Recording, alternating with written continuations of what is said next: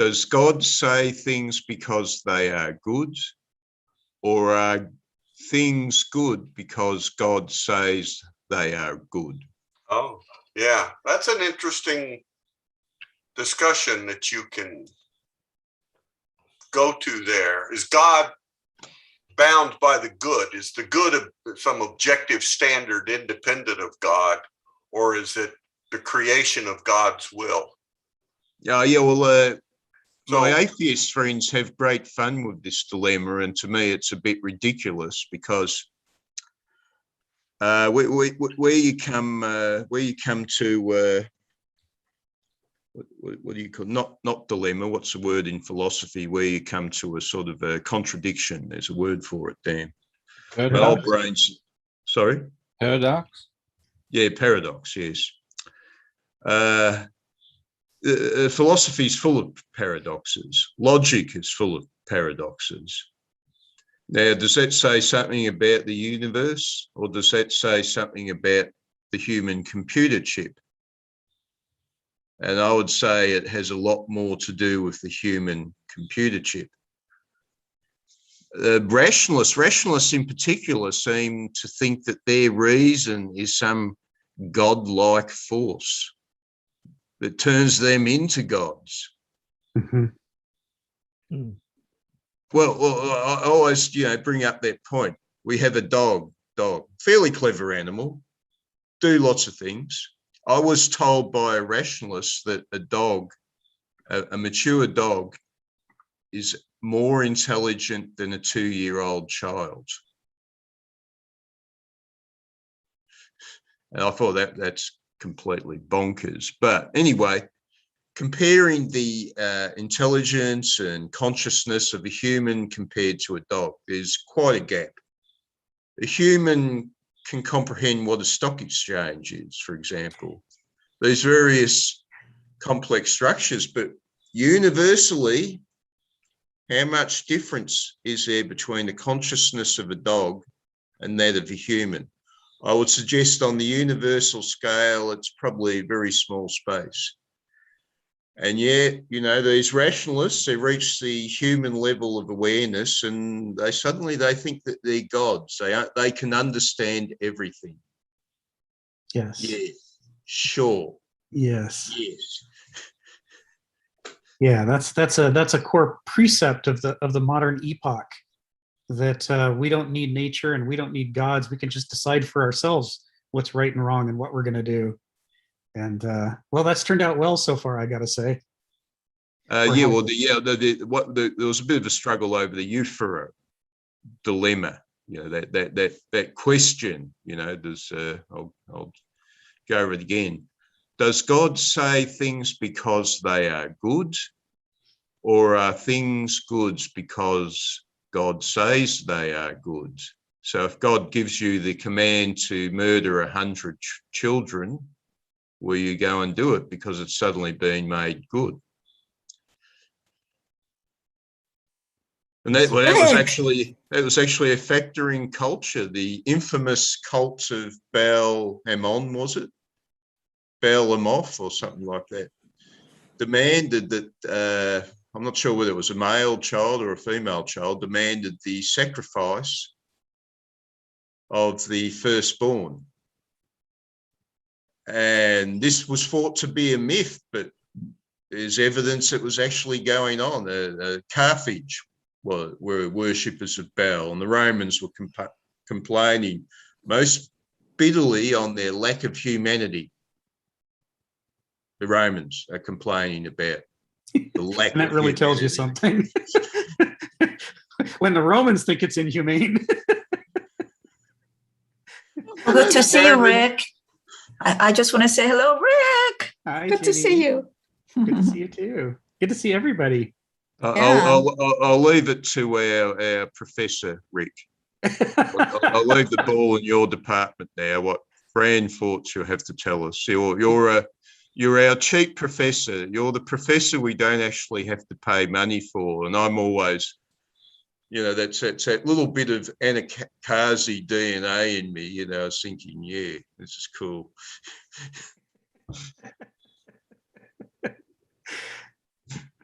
So we're coming up on the end of Mythos and Logos. And We've been at the end for a long time. Well, these next few sessions are particularly juicy. He's really digging into the core ideas of soul versus spirit and how it manifests in religion. And so it sets us up for wherever we want to go next. We have a number of choices of books we could do after this. And I'll bring some of that up while we're doing today's session, because where we are right now in this, we are in essay 7, which I think is the longest essay of this set. We are in 7.4. We're just beginning 7.5, faith, certainty, and knowledge, which is one of his typically misleadingly short passages in which he references, subtly a whole bunch of other philosophers and their entire bodies of work.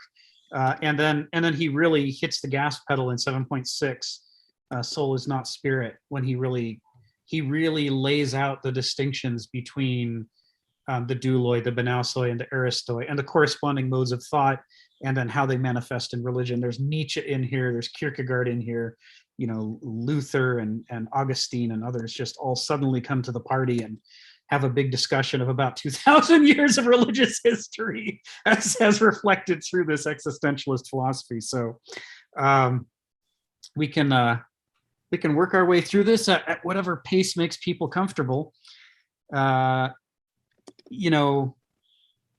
of the things that he's going to get to right off the bat is he's going to be taking Kierkegaard and Nietzsche's critique of the difference between Christianity as conceived by Jesus and Christendom as manifested in, let's say, 19th century Europe, as a major point of comparison and contrast.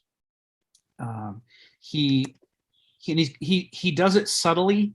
What's in my copy, page 105, the first page of Faith, Certainty, and Knowledge, bottom of the page, he references Kierkegaard's critique of Christendom, but he doesn't actually name the body of essays. Attack on Christendom by Kierkegaard is one of his least read bodies of work, but in some ways it's the culmination of Kierkegaard's life work, because Kierkegaard worked so hard to put Christianity on an eristic foundation, to go back to the Greeks, to think through the different modes of thought, different kinds of character and personality, to develop that into a schema that went well beyond Hegel, and then to say, what would God call us to do within this framework? What would our duties be?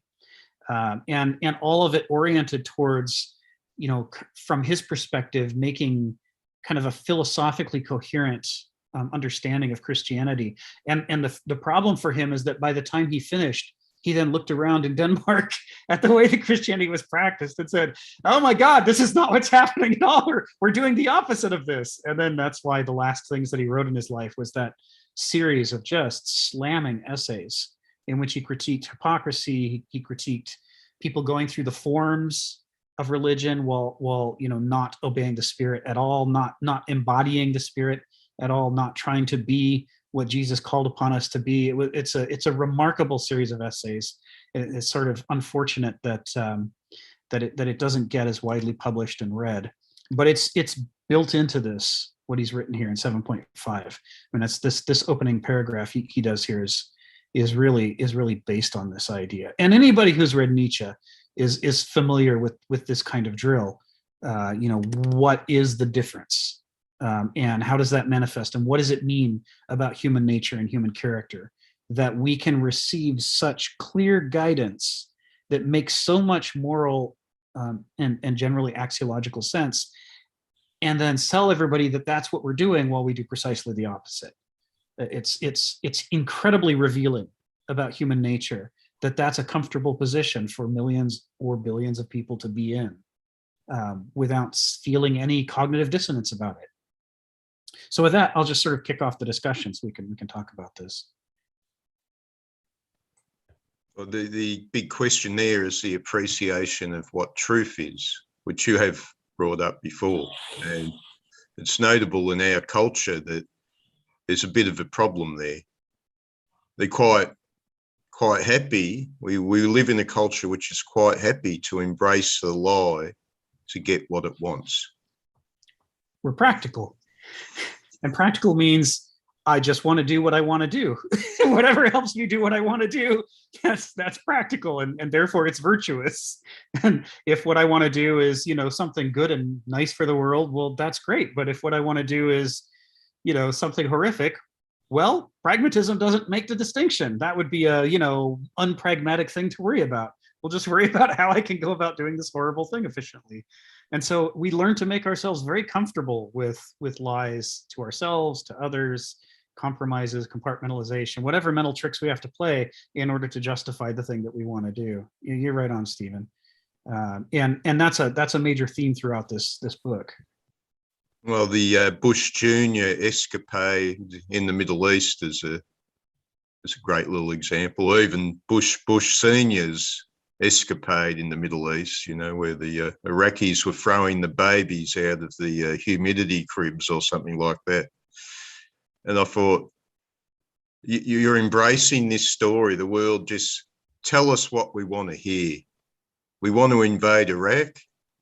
Tell us all these stories. We need to justify ourselves. And aren't you going to, check out the logic of this story? Does it really sound true? Right. And how about the evidence? Do we have, more than just a few pieces of cherry-picked evidence to make us think that this is plausible? Has there been a long history of this? Is this a cultural tradition? Or is it out of character in almost every way and highly unlikely to be true? Well, the relationship between Bush Sr. and Bush W, whatever, the son, yes, père et fils, is quite typical, though. I mean, what was it? Xerxes invaded Greece to avenge, his father. Shakespeare has this theme over and over, Yes. I mean, we can look at this. You'd say, read about the Caesars, their dynastic killings that go on. I don't know. For me, there were lots of small lessons, but at the same time, with the Bushes, it was the father did something probably at least justifiable in accepting $90 billion or whatever from the Kuwaitis to rent his army to blow the Iraqis out of there. He did it, and he largely came home.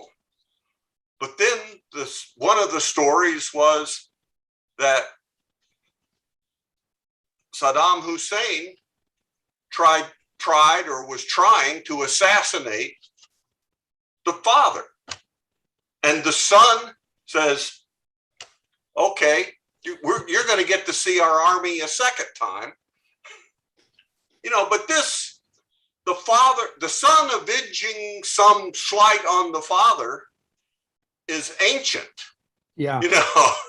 I mean, yeah. It's almost, we think these things don't happen.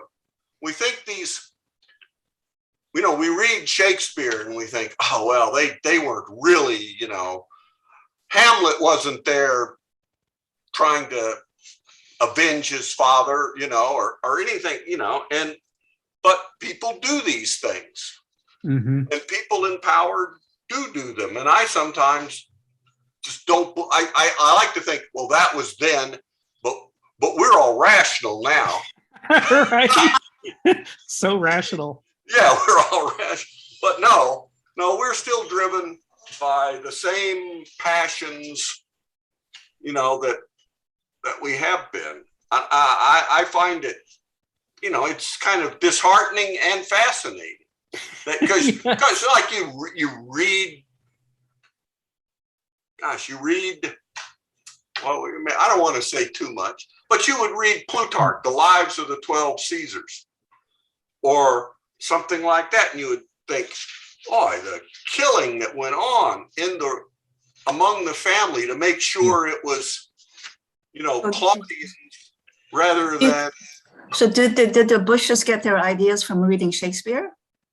I don't know. I don't think these are ideas that come I'm from just being reading. facetious. I can't imagine George W. Bush reading Shakespeare. I understand he was not the brightest of the students out there, even though he Well, went to Yale.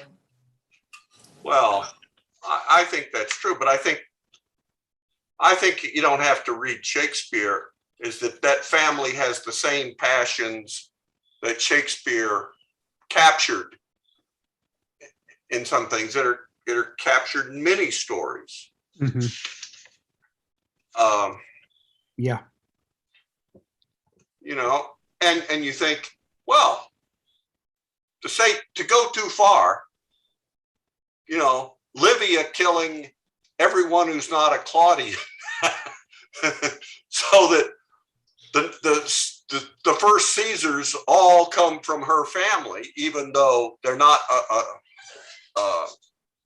Julii or like Augustus. You know, she wants to steer the royal family, and you say, boy, that's crazy. But then look at, to go to a favorite conspiracy, look at all the people that died around the Clintons, or you know, or do people fight? How come we've gotten into this dynastic thing with our presidents that, you know, it was Bush and then Bush, and then it's Clinton and then his wife, I'm and then it's whatever.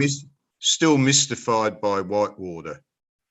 Whitewater. Well, I don't think you should be. I mean, people have to start somewhere, Stephen, and starting with a mere $100,000 gift is a place to start. I mean, the Clintons are multimillionaires. They came from nothing and fabulously successful. It's Obama, largely the same story. I don't know. About all I can say is, what would you say? Maybe the Bushes got their money, perhaps not with cleaner hands, but they got it before they became presidents. Although it's not really true. George was always, from a congressman, whatever, was always a apparatchik, you know. Having a gigantic sense of entitlement is always a wonder. How can, you know, and my only point is, I think we think these things are historical, but we look around and Still going on. It's, how do we keep our team? You've been reading history. It's not a very common practice these days. which explains a lot, really. All right, let me call on Phil. He's had his hand up for a bit, and we'll cycle around again.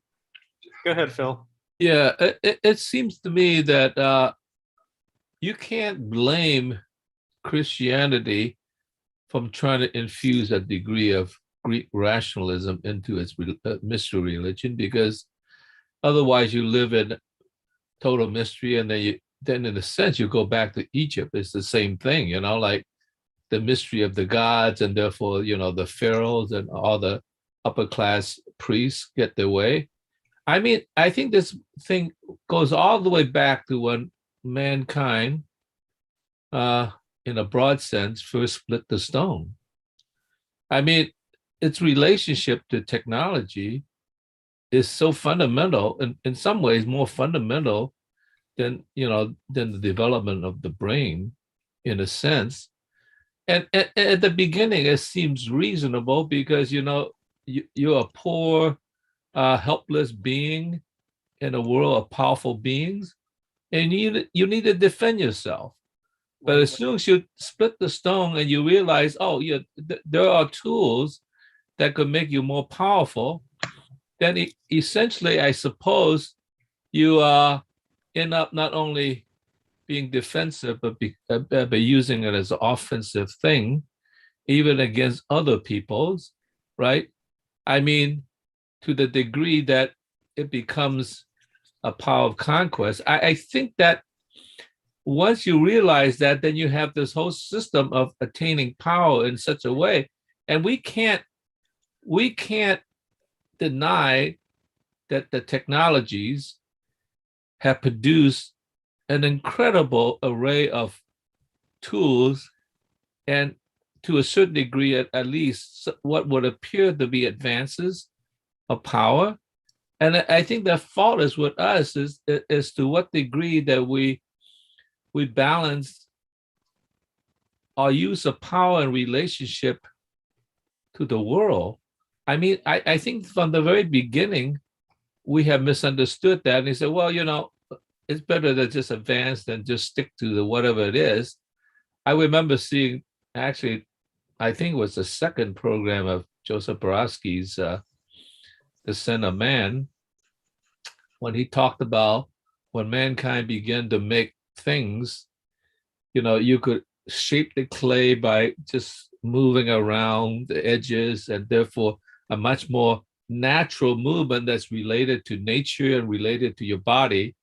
But then that was put aside as a secondary technology, because splitting allows you to make weapons, allows you to make churches and housing and empires and all that. And then that begins to structure your mind in terms of a certain system of technology.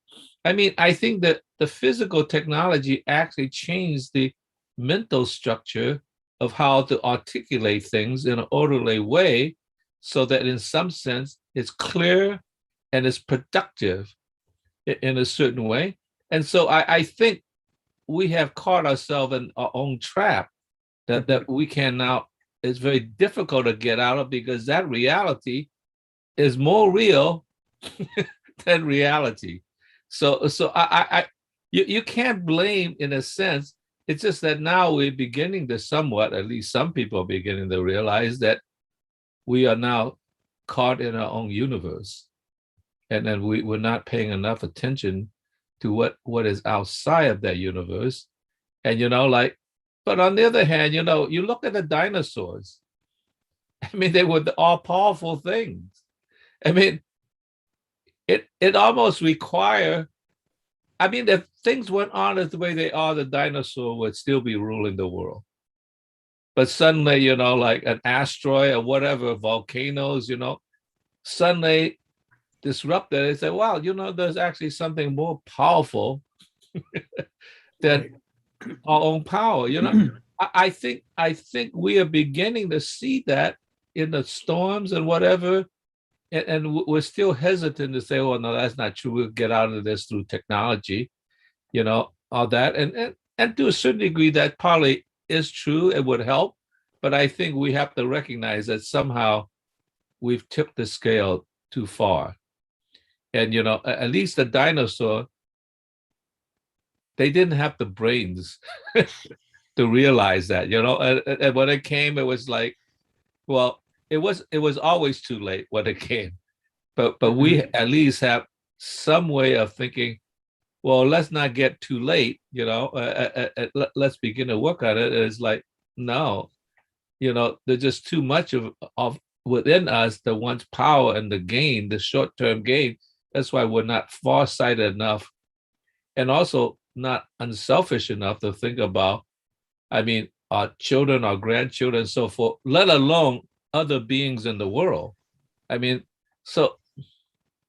if there's anything that needs to change, is our structure within ourselves. I mean, that's the way I see it, And I don't blame technology in that sense. It was, but I think once you get on that train, it's almost like, once you get on a train, it's almost hard to get out, It's moving too fast.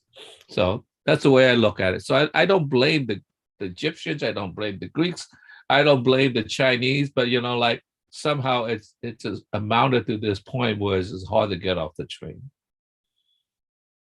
We get this, we get caught in this mental trap where we imagine that as conscious deciders, as willful egos, we're immune from any possible entanglements.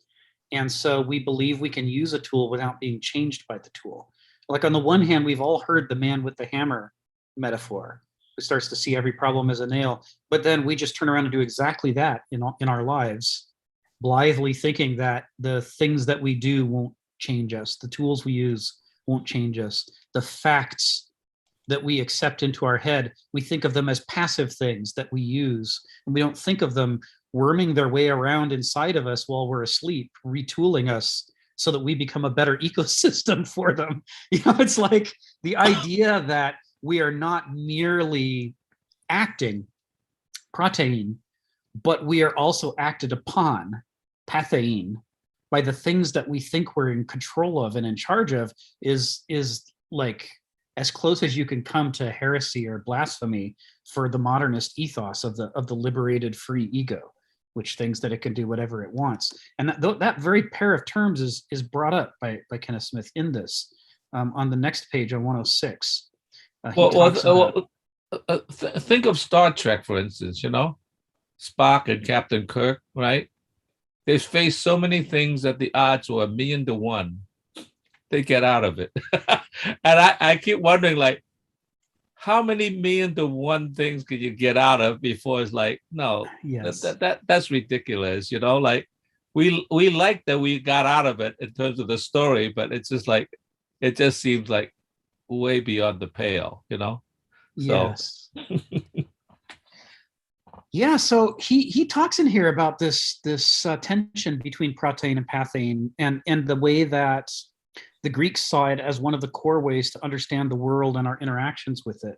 And what Smith is doing in these pages here is applying it to our conception of religion. And he's exploring the way that Judaism, to some extent, but even more Christianity's sort of reinterpretation of the Old Testament and what it was supposed to mean, has sort of led to a version of Christianity that's quite different from what Jesus had in mind, but that more tangibly is focused on this idea of actus purus. Actus purus. It's a critical term in Kenneth Smith's philosophy. I can think of at least 4 different books he's written that talk about actus purus. And as someone who was raised outside of a religious context and had to come to it later in life, I was really slow on the uptake about what he was talking about here. But this idea of pure action, in which there is no, as he says here, there's it's activity or pure energy power conditioned by no prior or reciprocal passivity. That is, there's no constraints on your freedom. You're infinitely free, and as a result, your will to act is pure, and the things you do are manifested exactly the way that you mean them to be, and you're not changed by them in any way. You just merely receive or are gratified by the results of those actions. Actus purus, this idea of pure, non-bound, not part of a greater web of causality action, in which you can do what you want and get what you want, and there are no further consequences, period, end of story, you're done. You're not changed by your tools. Actus purus has this idea that the tools don't change you, the thoughts don't change you, the actions, nothing change you. You are unchangeable and completely free and ungraspable. It's the world around you, all the resources, and sadly, all the people who are things for you to act upon. They're your subjects, or they're your objects that you manipulate, and you're the only subject. That was the question in the story Stormbringer, wasn't it, for Elric of Melniboné? Yes. Who is master, the sword or the swordsman? Yes. Was Elric being changed by the demonic sword? That's some potent stuff there in Moorcock's writing, and you can see it in Tolkien in The Ring as well. All these people who want to use the ring, and they can't grok the idea that the ring will use them in return. Denethor, who in the movies is portrayed as completely out of his mind bats. In the books, it's made clear that he was the wisest of the men of the West. He was the most educated. He was the most sober and reflective. But the process of using the Palantir over time changed him. He thought it was a tool he was using, but he didn't understand that it was using him right back. He went into it with the concept of actus purus, but he discovered that he was enmeshed in nature and its webs of causality, whether he liked it or not. And he never really understood it to the end of his life because it was too unthinkable for him that he not have that level of control over the thing. Historically, what are the counters of actus purus? You're pointing out, we were pointing out contemporary literature, which has made this point. But historically, when in the West did they start to wake up that we can get possessed by our own instruments, our own devices, our own machinations? We can become the possession of our own machinations. Yes, exactly. And this issue, goes right to the heart of what modernism is. It goes right to the heart of the difference between Christianity as conceived by Jesus and Christianity as conceived by the modern epoch. What it does to the religion when it tries to survive within this epoch and its assumptions. There's all kinds of stuff tangled up here in this discussion. Donald, you got your hand up. Go ahead.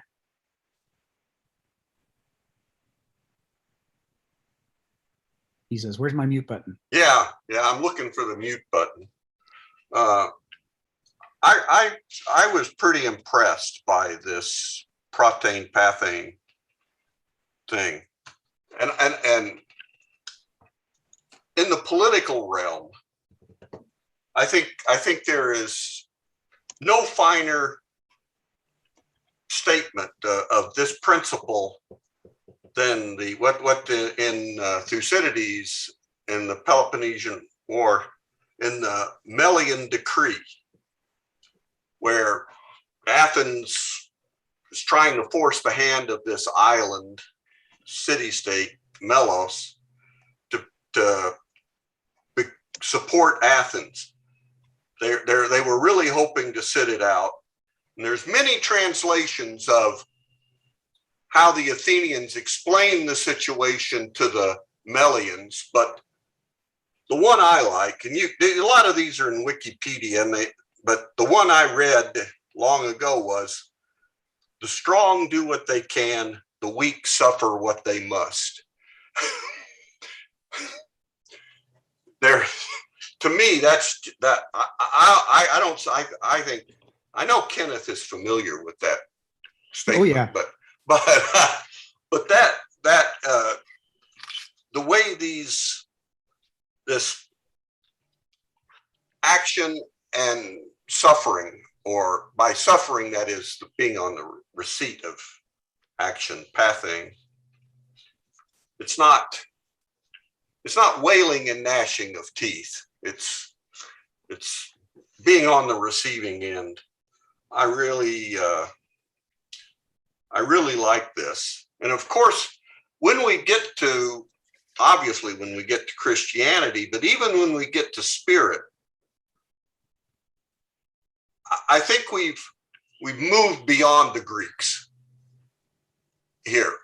There's still some of the, as Kenneth says, when he talks about, he takes this from Kierkegaard on the previous page, the aesthetic Banausik.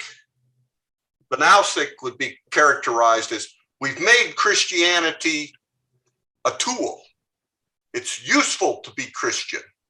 That's how the Banasoi would look at, I think, Christianity. It's a good thing. It's like a hammer or a saw, or right, or central banking, or whatever. When he says aesthetic / Banausik, that just seems like Kierkegaard's first volume of the Either Or, where he takes up the aesthetic personality.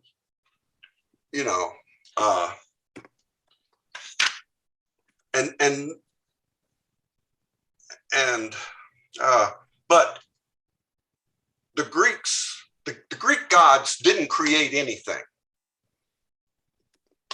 They ruled something that was previously created,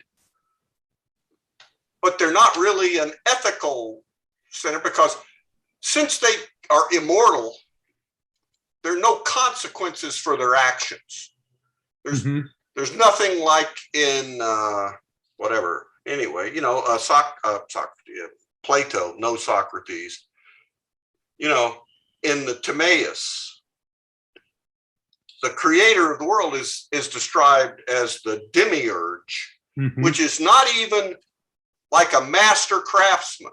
Right. That's a journeyman, apprentice trainee craftsman, because the world is flawed.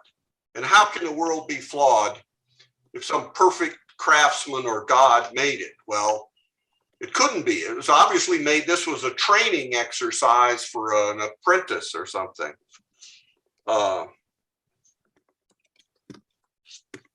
And I kind of like it. And one other point is, and it's been a while, but I love it when Jehovah's Witnesses come to my door, because I like to talk theology with them.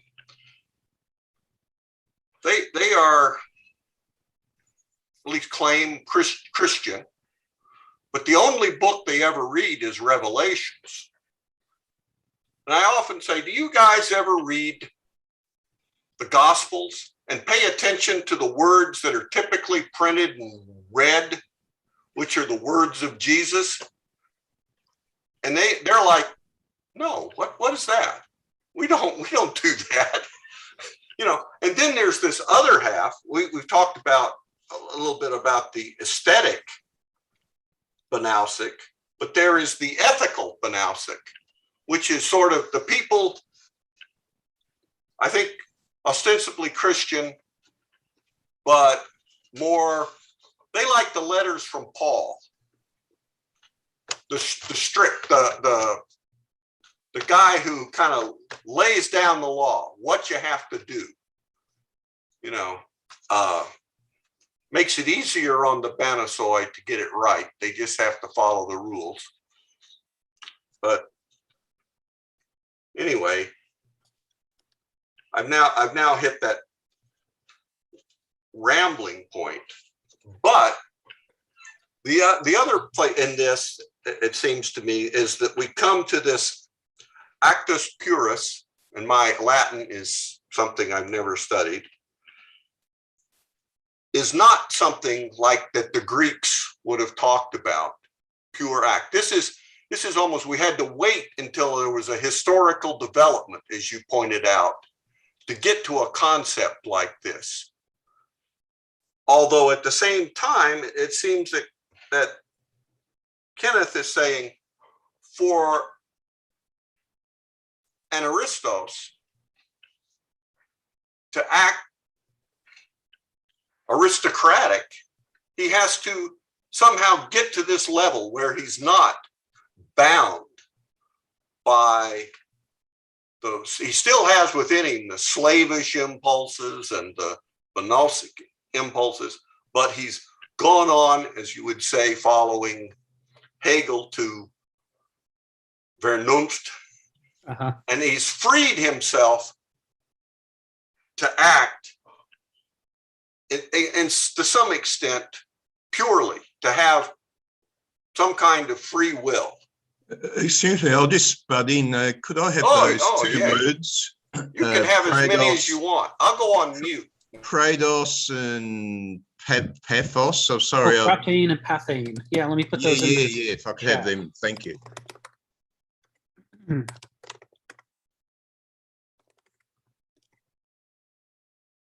And we say suffering, but of course we mean suffering not in the sense of misery, but in the sense of being acted upon, being subject to natural law and restraints and conditions. And so, the modernist conception of freedom as an absolute, nothing must be binding on me, is basically protein turned up to 11. And it is, Kenneth argues in here that it is an emulation of this particular novelty of the Jewish God, or rather of the Old Testament Christian God, because the Jewish God has quite a different relationship to the Jews than the Old Testament God has to the Christians who embrace the Old Testament. This idea of being utterly unconstrained by anything at all.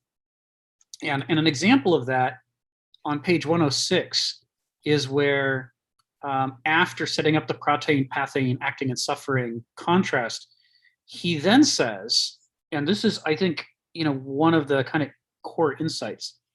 The spirituality of God is thus manifest in the claim that he did not truly make or form the world as a human craftsman or sculptor would have out of pre-existing materials, but created it ex nihilo.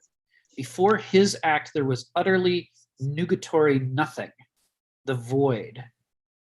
So the standard that's being set by that is that, if he were making it from pre-existing materials, first of all, as Donald was alluding to, that would imply that something or someone had been here first, and they would have created some kind of nature, even if it was just the nature of the matter to be formed. And as any craftsman knows, the matter that you're attempting to form imposes constraints upon you as a creator.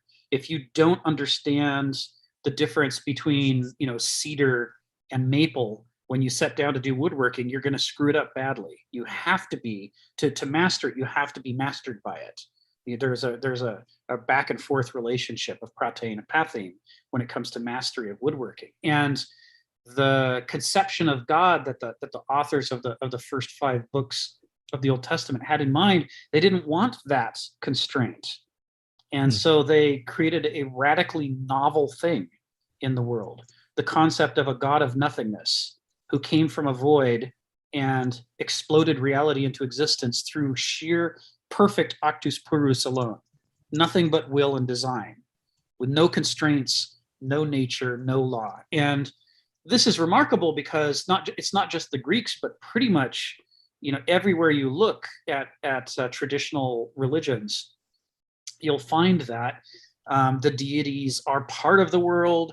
They arise from within the world. If they created the world, it's still within a larger framework of a universe or a world within which this world is created. They always act within a context of a natural order. And that's how traditional religions attempt to explain why the world is orderly. That there is a back and forth, and that the deity must therefore necessarily be involved with that order, not merely as an arbitrary choice that can be overthrown at any moment, but deeply and interwoven in the same way that we are. But what we see now in this, in the opening of Genesis, is a reconception of the idea to say, no, there was nothing at all, and everything was just purely acted upon through a decision, through an ultimate power. And that's the kind of thing that we might tolerate in a God, but it's terrible if a human being tries to emulate that. All kinds of evils come from human beings saying, well, I don't want to be bound by anything either. Morality, decency, sustainability, and other people, everything should be subject to me. I should be like that, completely unconstrained.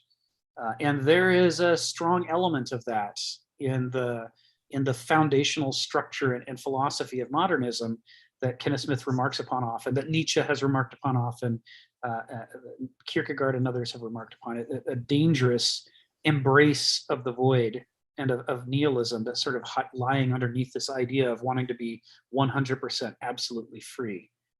Phil, go ahead. You got your hand up. Yeah, I guess my original comment was to Donald. Sure. I mean, and it sort of goes along with this line, what you just said, is that paganism, that there was something before, okay? And in fact, everything has a God behind it. Certainly the Egyptians believe that. But the Greek gods, they did suffer. I mean, the Titans were defeated by the Olympians, and Prometheus certainly suffered, right? Right. And so the suffering was dealt to the loser by the winner. And I wonder whether that isn't something that's in the tradition of what human beings are, because we always say, is the victors that write the history, right? And there's the victor that has the power. Maybe that's why we understand. Maybe why there's a big segment of the population to understand that actually decency comes second only after power, because there's only decency after power, right? And so in some sense, I guess I sort of believe that, but I actually am on the other side. I think decency should come before that, but nonetheless, I could see that argument completely. And I think in some ways, paganism, and to a certain degree, the 19th century romantic with pantheism, which was accused of being paganism, was in a sense an attempt to revive that spirit in some sense, so that it was beholding to something other than this sort of like free range of power that could lead to nihilism if there wasn't something to constrain it whatsoever, right? Because I think that is ultimate power. And I think that really is an important fact that you just related to Christianity. In fact, all the monotheistic gods, in a way, is that they are somehow outside the system, whereas the previous, more primitive people always thought of it as being within the structure itself. And so once the structure became that way, it seems to me will becomes paramount and important, and so does intellect. Mm-hmm. In fact, intellect rules supreme over everything else. Is as if the world wants to give up to intellect, right? Surrender unconditionally to the intellect. Mm-hmm. We will surrender our being to your understanding.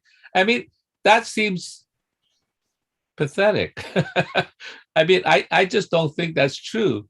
Now, they might be forced to submit till the destruction comes, but I don't think the world is freely surrendering to intellect. I mean, it might be reluctantly so. So to a certain degree, even the Japanese are a good example. They weren't freely surrendering. In fact, even with the atomic bombs, they didn't surrender. It was when they saw the Russians coming, the power there will be, that is not afraid to die, because they saw that Americans, in spite of the fact they had all the tools in the world, they were a bit squeamish about killing people, right? And they say, we better surrender to the Americans instead of the Russians, because the Russians were, well, I think the soldiers were, but the leaders certainly were not afraid to have their soldiers die, as proven, in the Eastern Front. So when they start coming, they say, well, come to think it, we will surrender after all. So it wasn't the tools. Many people think it was the bomb. Well, of course, the bomb has something to do with it. No, it was the Russians. Do they want to be under, Stalin?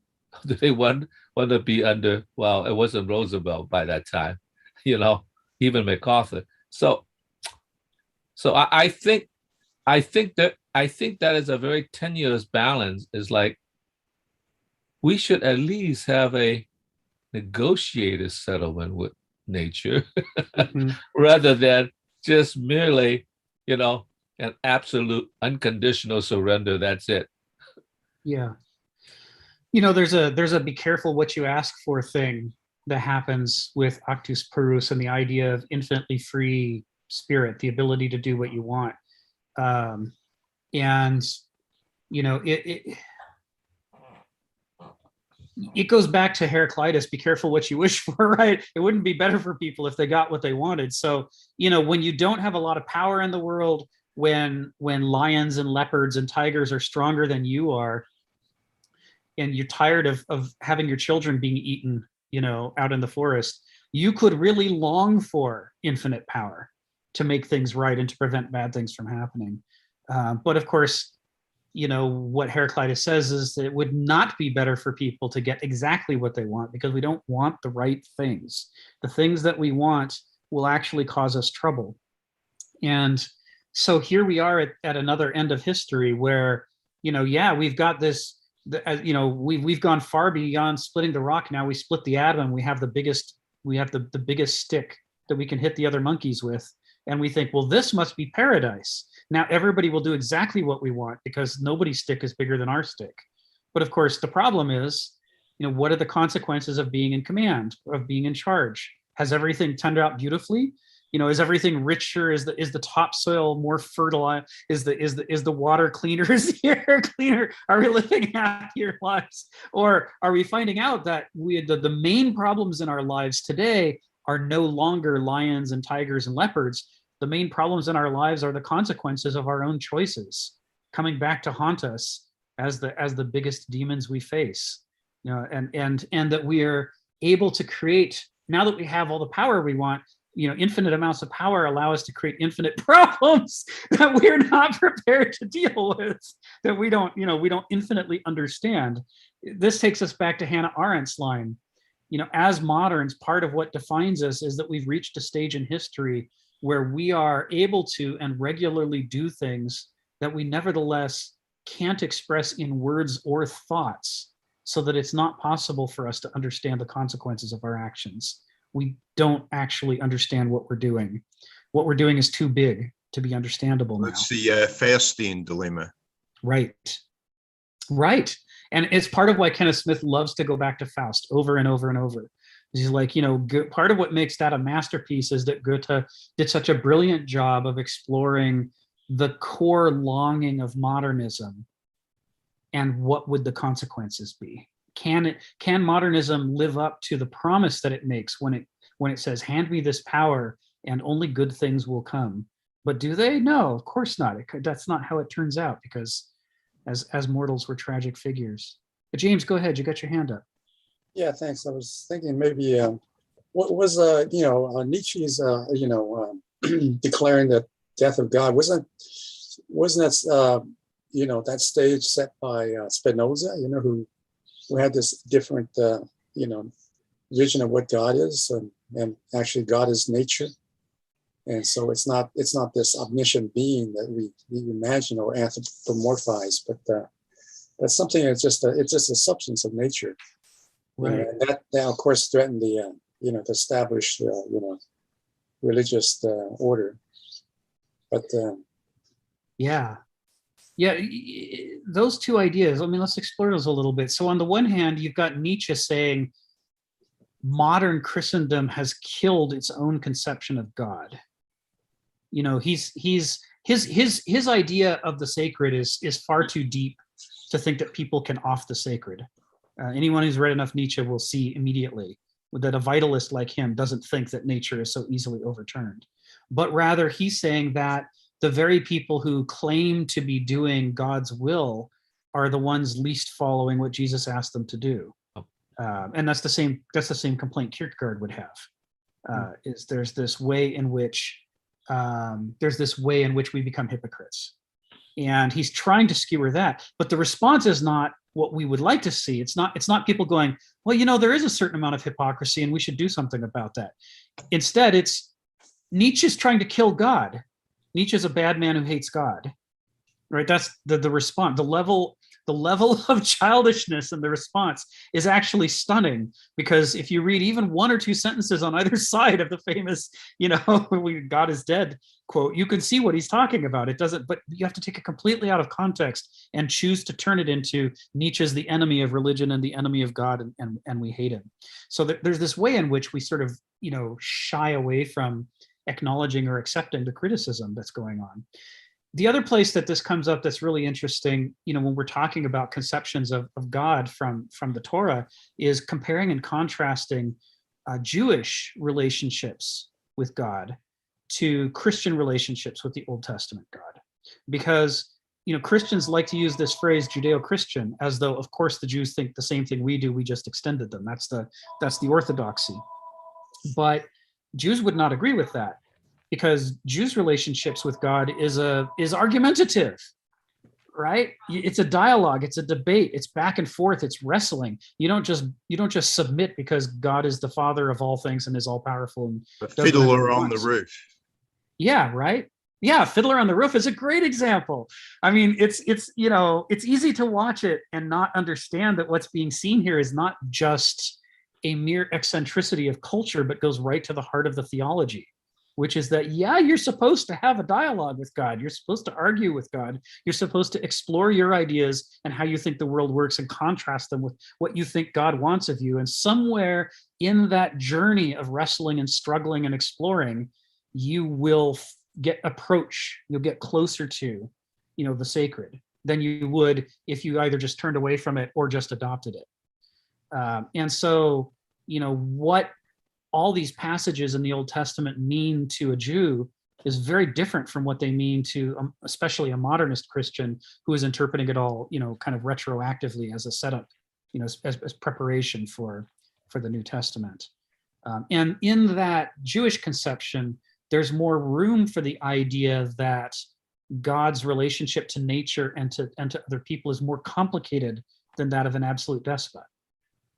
There's, for example, this idea that subsequent books in the Torah are showing multiple covenants over time, that they negotiated changes in the relationship between humanity and God. And that if you were to cherry pick out just one little chapter and say, well, this is what God wants, you'd be missing the point.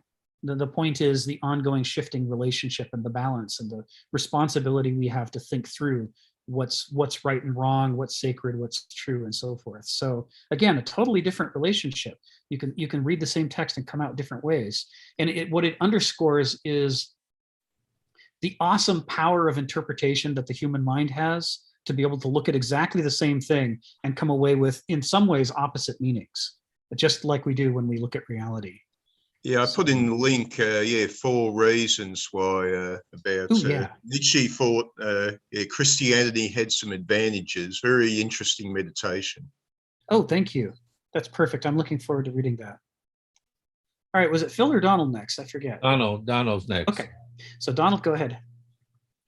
I think in one of my Nietzsche seminars years ago, that Nietzsche, probably a professor paraphrasing something, is that it's not so much that God died, it's that man no longer deserved to have a God. He had become unworthy of having a God. And it's not like God died, he just left. Right. You guys are unworthy. I'm out of here. Right. That's great.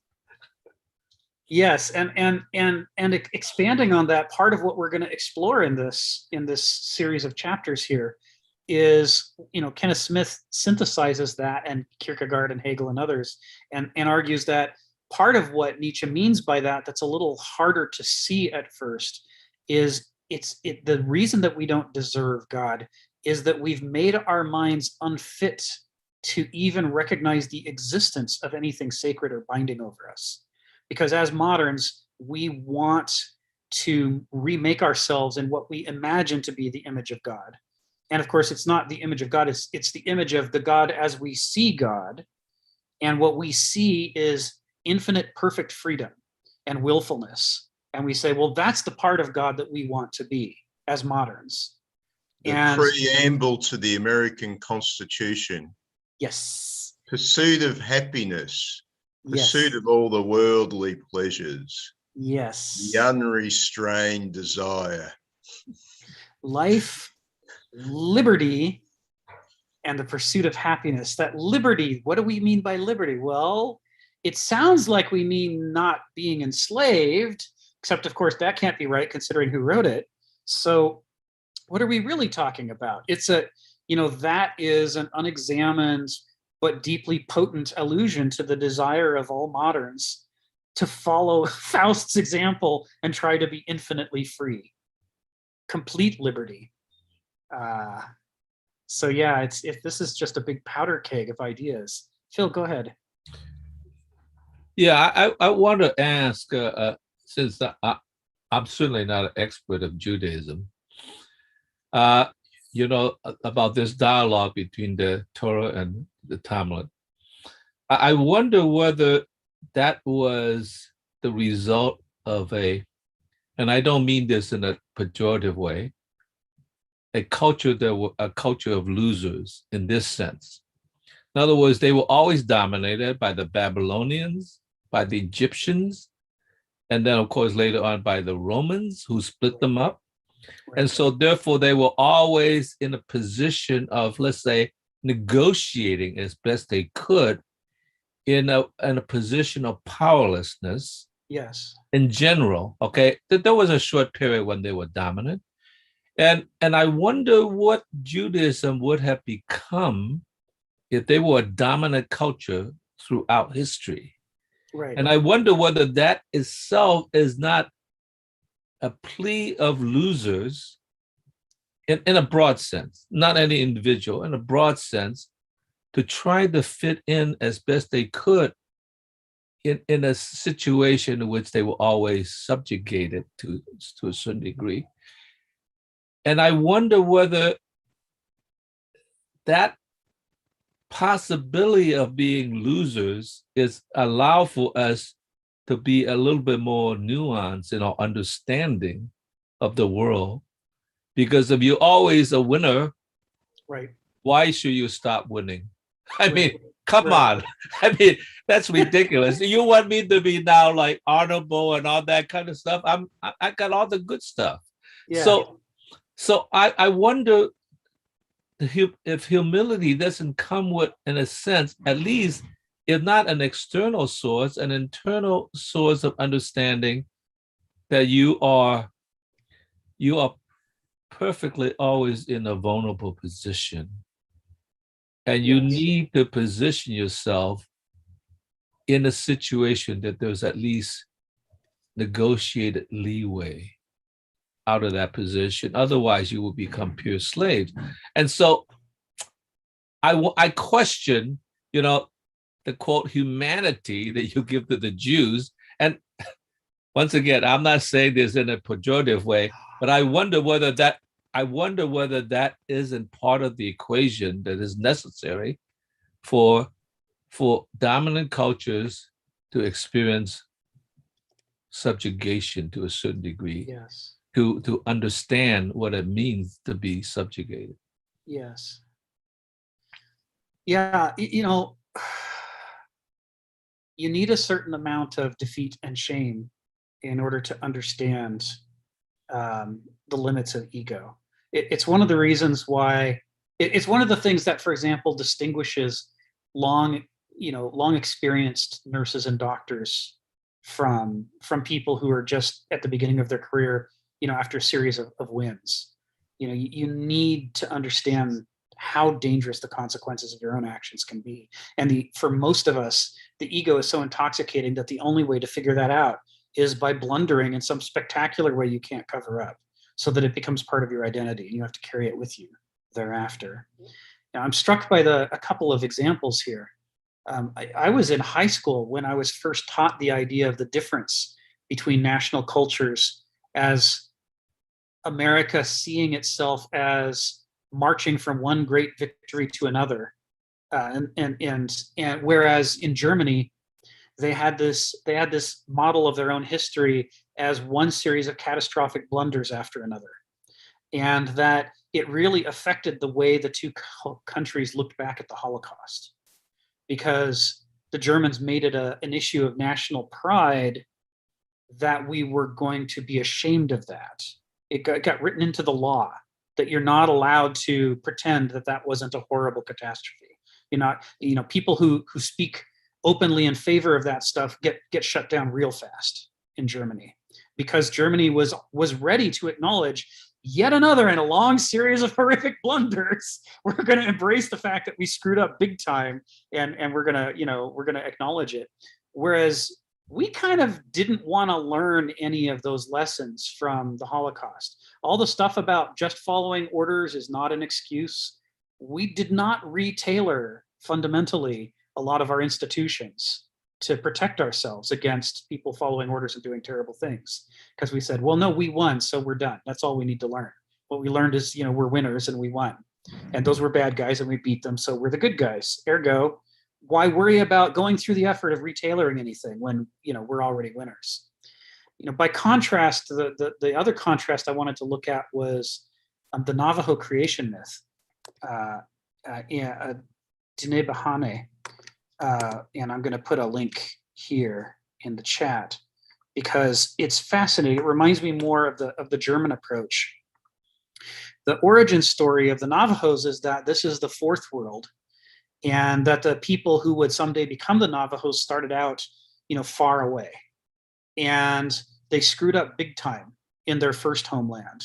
And they were forced to leave because of how badly they blundered. And they got to start over again and go to a new second world, and everything was supposed to be great. But they blundered again in a different way, new and interesting ways. And then they're like, God, we gotta quit doing this. We gotta start keeping track of our history. And it became part of the core culture that you need to know your history to avoid repeating mistakes. They go on to a third world, they screw it up again, they barely make it out of there, and they come to this fourth world, and they're like, okay, that's it. We're going to retailer our whole culture from top to bottom, in which everybody is going to learn the horrible disasters that we did, and we're just never going to do those things again. We're going to follow. That's why they talk all the time about the beauty way, following the way of harmony. They're like, man, on every side are blunders waiting for us to do them again. We already know we can because we did before, right? Every Navajo child is brought up being told about here's how we screwed up before. So now you have to be very careful. And it that has a lot of analogies to the Olympian project at the end of Dark Age Greece, where they're trying to remake their religion and remake their politics, and they're writing their national epics to reinterpret the Mycenaean age as an age of heroes who tragically destroyed their own world through their virtues. And how easy it would be for everything to come tumbling down. And how if there's anything we don't want to do, let's not repeat that, which is what makes Thucydides such a painful read, if you know that background. Because there he is in the city of wisdom, named after the goddess of wisdom, writing about how Athens is screwing it up and bringing down all of Greece again, just like we did before. So it doesn't always work, but it helps at least to be conscious and cognitive of these hazards. Cultures that willfully bury the embarrassing or uncomfortable parts of their history, that willfully, distort everything to try to ensure they don't learn any lessons, are the ones who have the biggest reckoning coming, sadly. Athens can do no wrong. It was a democracy. Yes. Yes. Okay, Joseph and then Sharon, go ahead. Yeah, just really quickly. I mean, I think that the idea that it's not just cultures; it's also works on a micro level as well. Individuals that bury, their past, their also that don't confront their dragons, so to speak, that they ultimately pay the price for that, and they don't learn from their historical context. And I think that this is actually a problem that has repeated itself.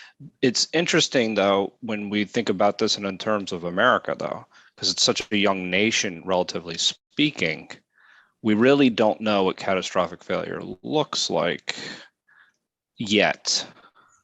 So, I mean, it'll be interesting to see what happens when that day may come, if we're, and what dragons we have not necessarily slayed or dealt with. Something to think about, and something that's it's an interesting topic. I tried to give a lot of thought to, and I don't necessarily have the answers. Thank you, Joseph.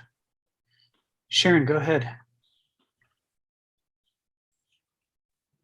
I read a book on that very subject written by a philosopher called Susan Neiman, and it's called Learning from the Germans. And in that book, she compared and contrasted the German handling of the Holocaust and our continuing actions around the history of slavery. It was very, very informative and very, very good. Wow. Susan Neiman, Neiman, She was a philosophy professor. That's beautiful. I'll look that up.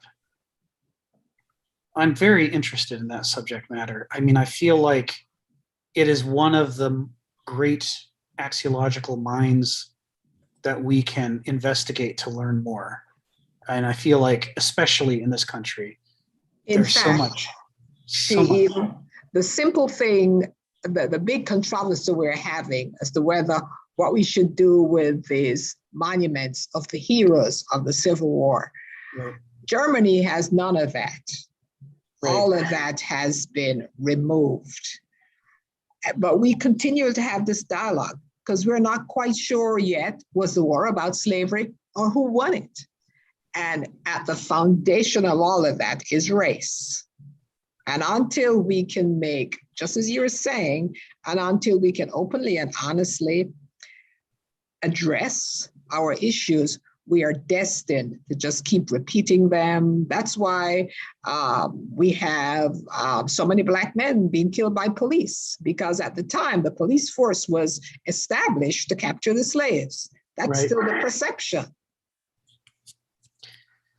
Yeah, it's one of the interesting differences between America and most other countries outside of these two continents is that in most countries, police forces were established for other reasons, like to secure domestic tranquility, whereas in this country, they were mostly established to deal with slaves. And but what we tell ourselves in this country is that we did it for the same reasons everyone else does. We sort of paper over that really ugly part of our history. And it's part of why we don't ever go back and deal with the consequences of the way we got started. So yeah, I'm going to call on Donald and Phil, and then this all comes back around to the essay, because well, you'll see. Go ahead, Donald. Just for Sharon, in Paris, there are no tributes to the Emperor Napoleon. However, Captain Bonaparte, who defended the revolution with his company of artillery and secured their success, is honored. Really? Really? What an interesting fine line. Yes. Like he's a whole different guy before and after he did that thing that enraged everybody. Yeah, but an emperor came into power after, the French king, yeah. Yeah. Wouldn't have been too happy with the revolution. Who was the king that was raised up after Waterloo, or about the time of Waterloo, prior to Waterloo, actually, the Congress of Vienna. Wow. Okay. Okay. No, there are exceptions to everything, I guess, Donald. I'm going to have to read up on this. I Yes. had no idea that they were making those fine lines. Thanks for that. Phil, go ahead. Well, that's the French. They could draw all sorts of fine lines. I want to retell this story about Morehouse College, because Sharon's here, actually. I told this before, but I'll explain why, When I was parting my ways with Penn State, I was pretty desperate for a job. And I was looking everywhere. And out of the blue, Morehouse College contacted me.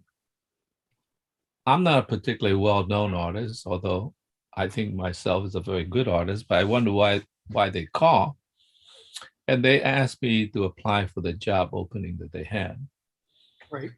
I knew there was a very good college, so it wasn't any sort of snobbery like like another small college or whatever.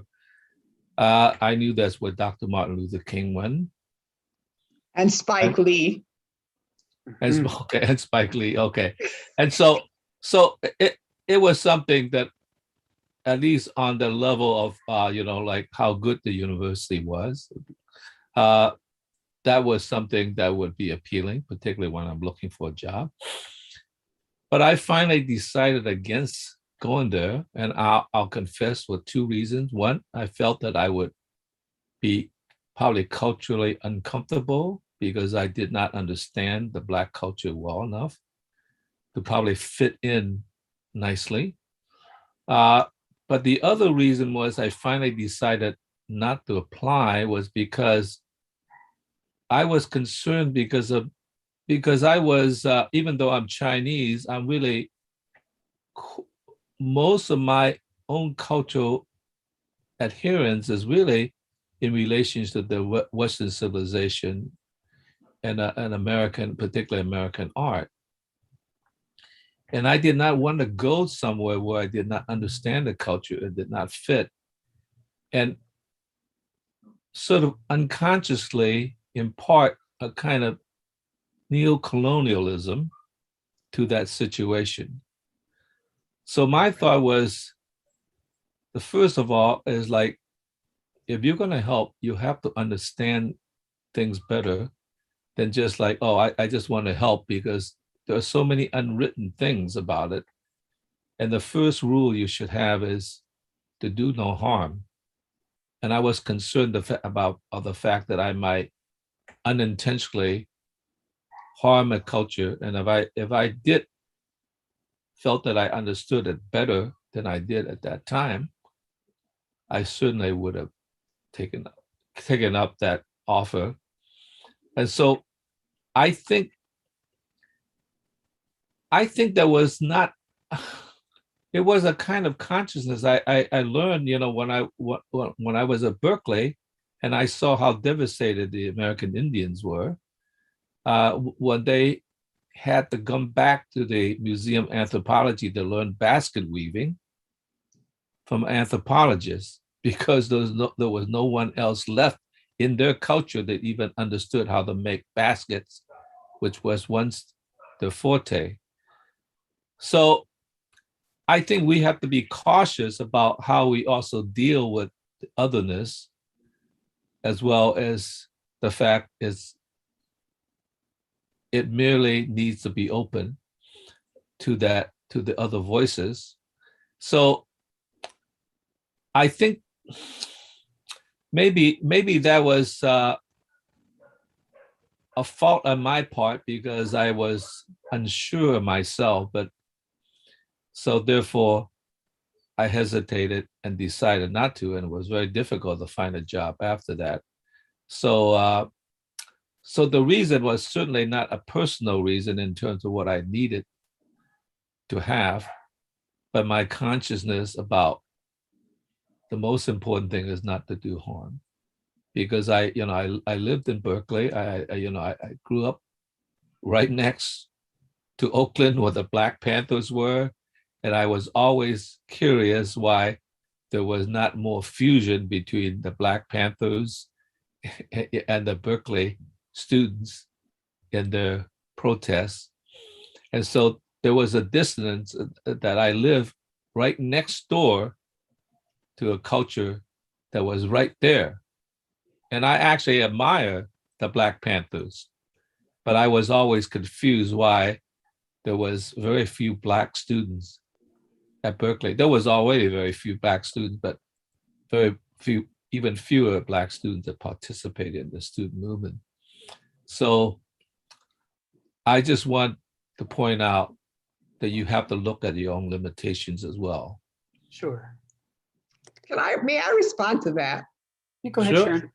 Well, let me just say to your second point, my son went to Morehouse, and the first semester he came home, he says, "There's one white guy in my class and he has a full scholarship." So there you go. So Phil, I understand your reticence, but I can look at myself. When I first came to this culture, I came to the South, much to my father's chagrin, because his perception of the South was that it was much farther behind the North as far as what race was concerned. But I had my objective and I was not going to be deterred. So what I'm saying, when you approach a different situation, I came to it knowing that I had a foundation that was going to allow me to survive no matter what. So I engaged.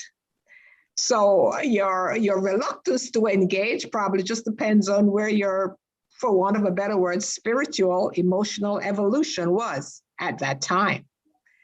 And but it would have been a wonderful experience because the school had a majority of Black men, but there were Oriental and white students there also. So it just depends on where your spirit is. Thank you, Sharon.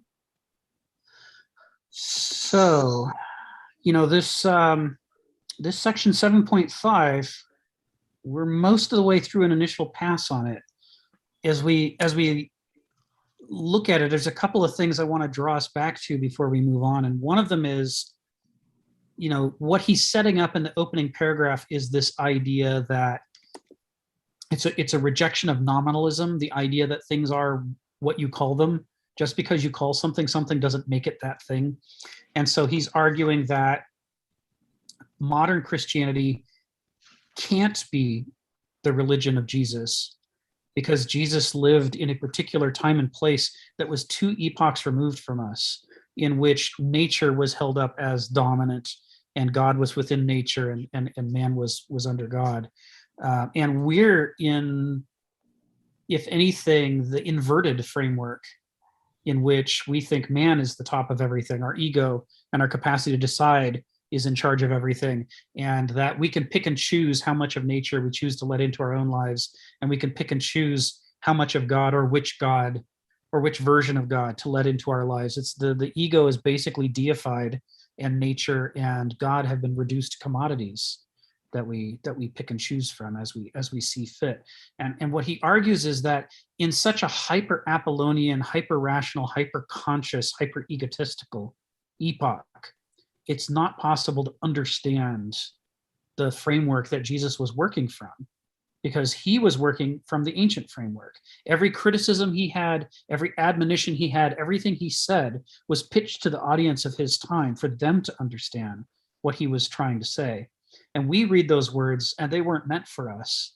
And we inherently misread them through the filter of our egos as moderns and our decisiveness, our willfulness, our rationalism.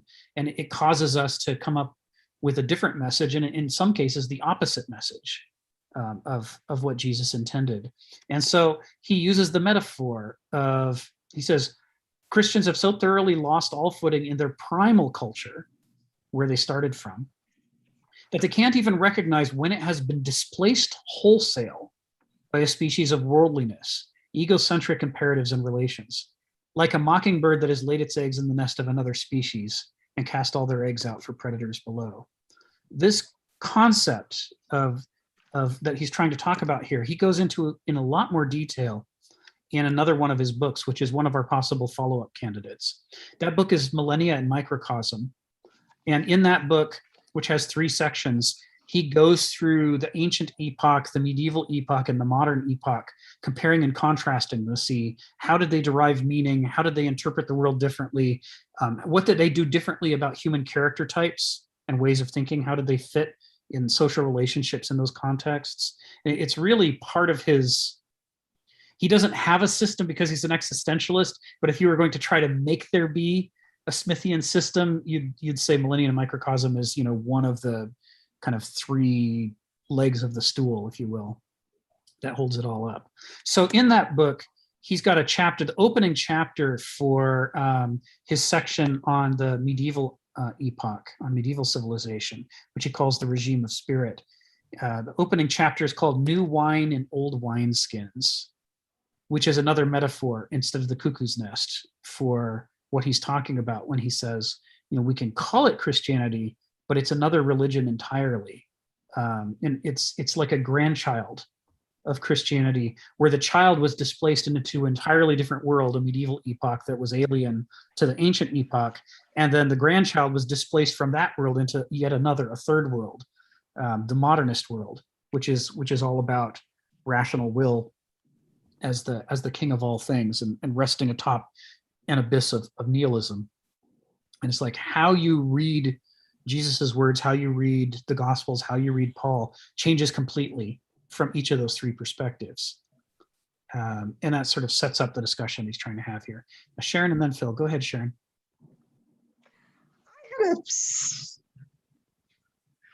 a slightly different interpretation of this whole paragraph. Yeah, shoot. And I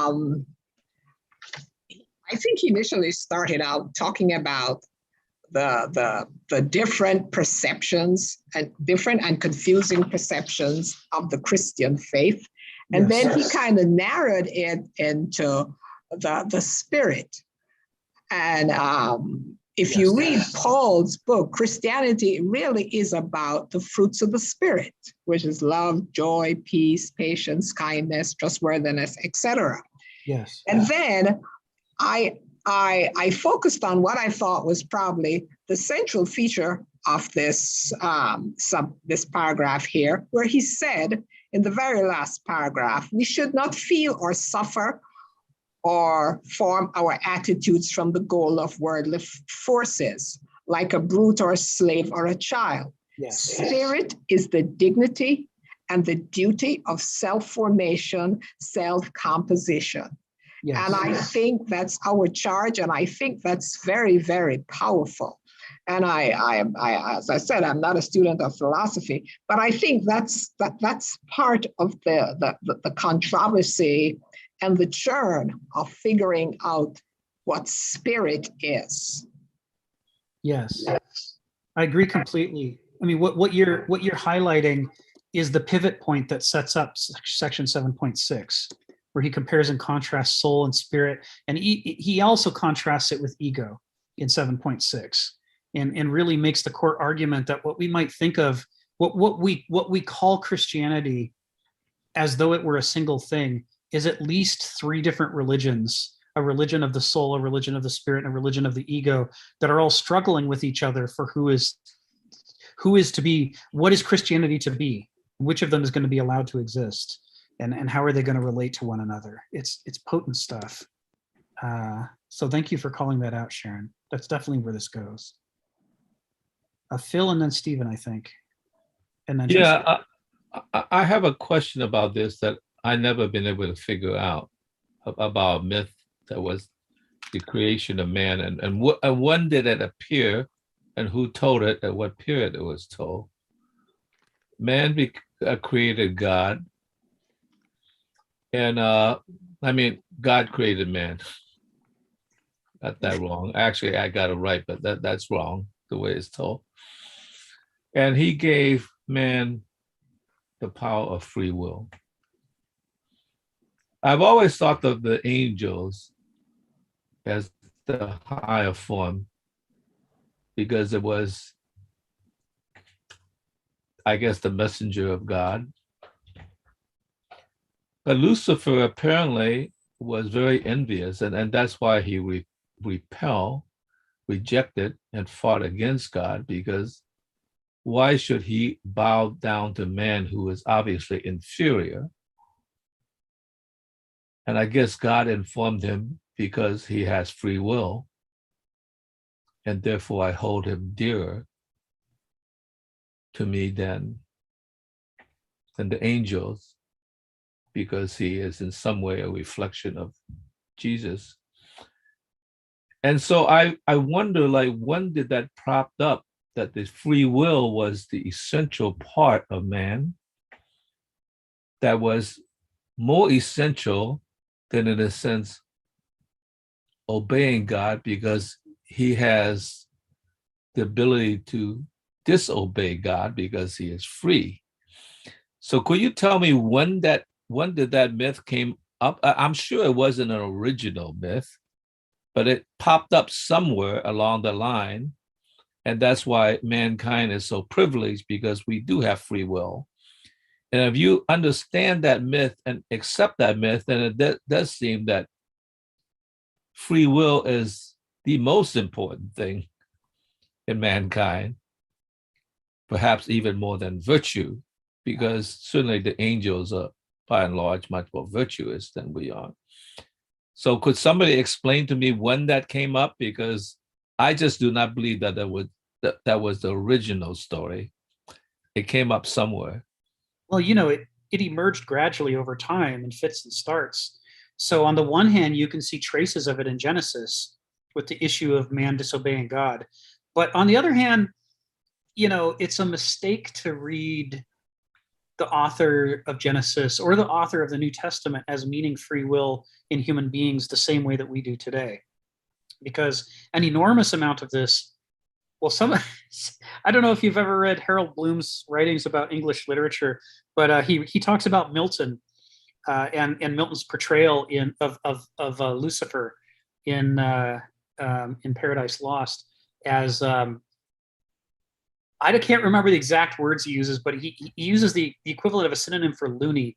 He says Milton was a very strange guy, and what he did things to Christian theology in Paradise Lost that then got captured by the popular culture, and caused a sort of invisible revolution in the way that we thought about the relation between God, the devil, and man. A lot of it comes out of this work of literature, oddly enough, but a bunch of it comes around the Reformation.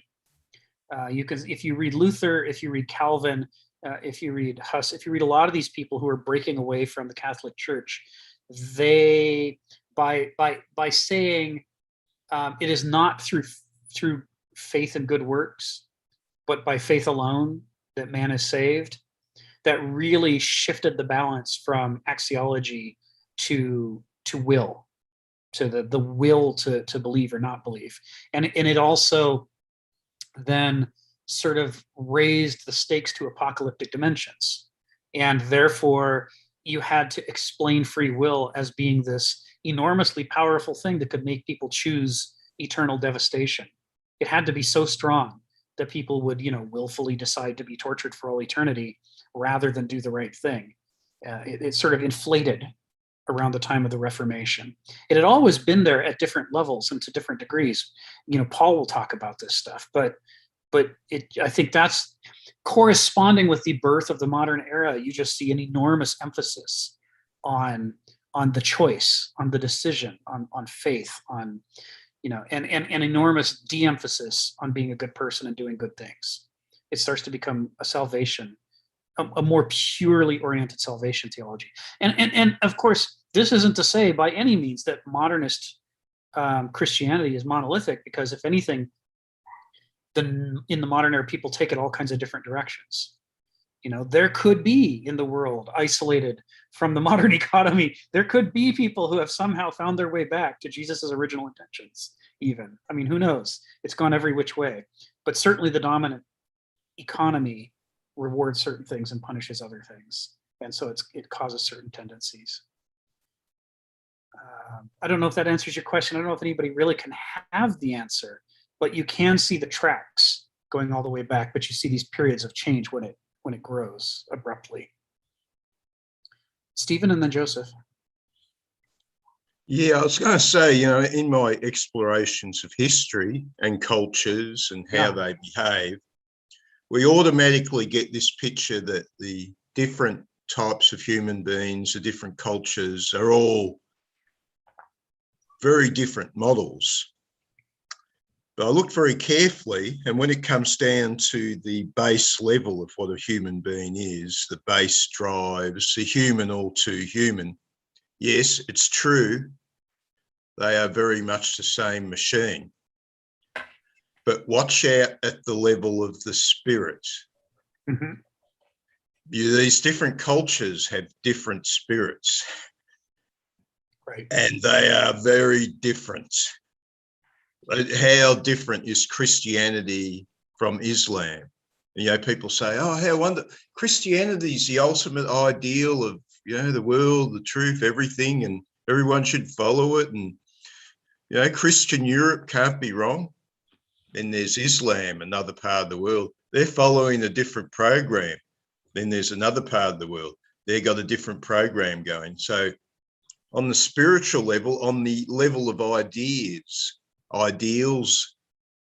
the different groups can be very, very different. And watch out for that one. Watch out if you start to think they are the same or have the same end goal or the same destiny. Right. Right.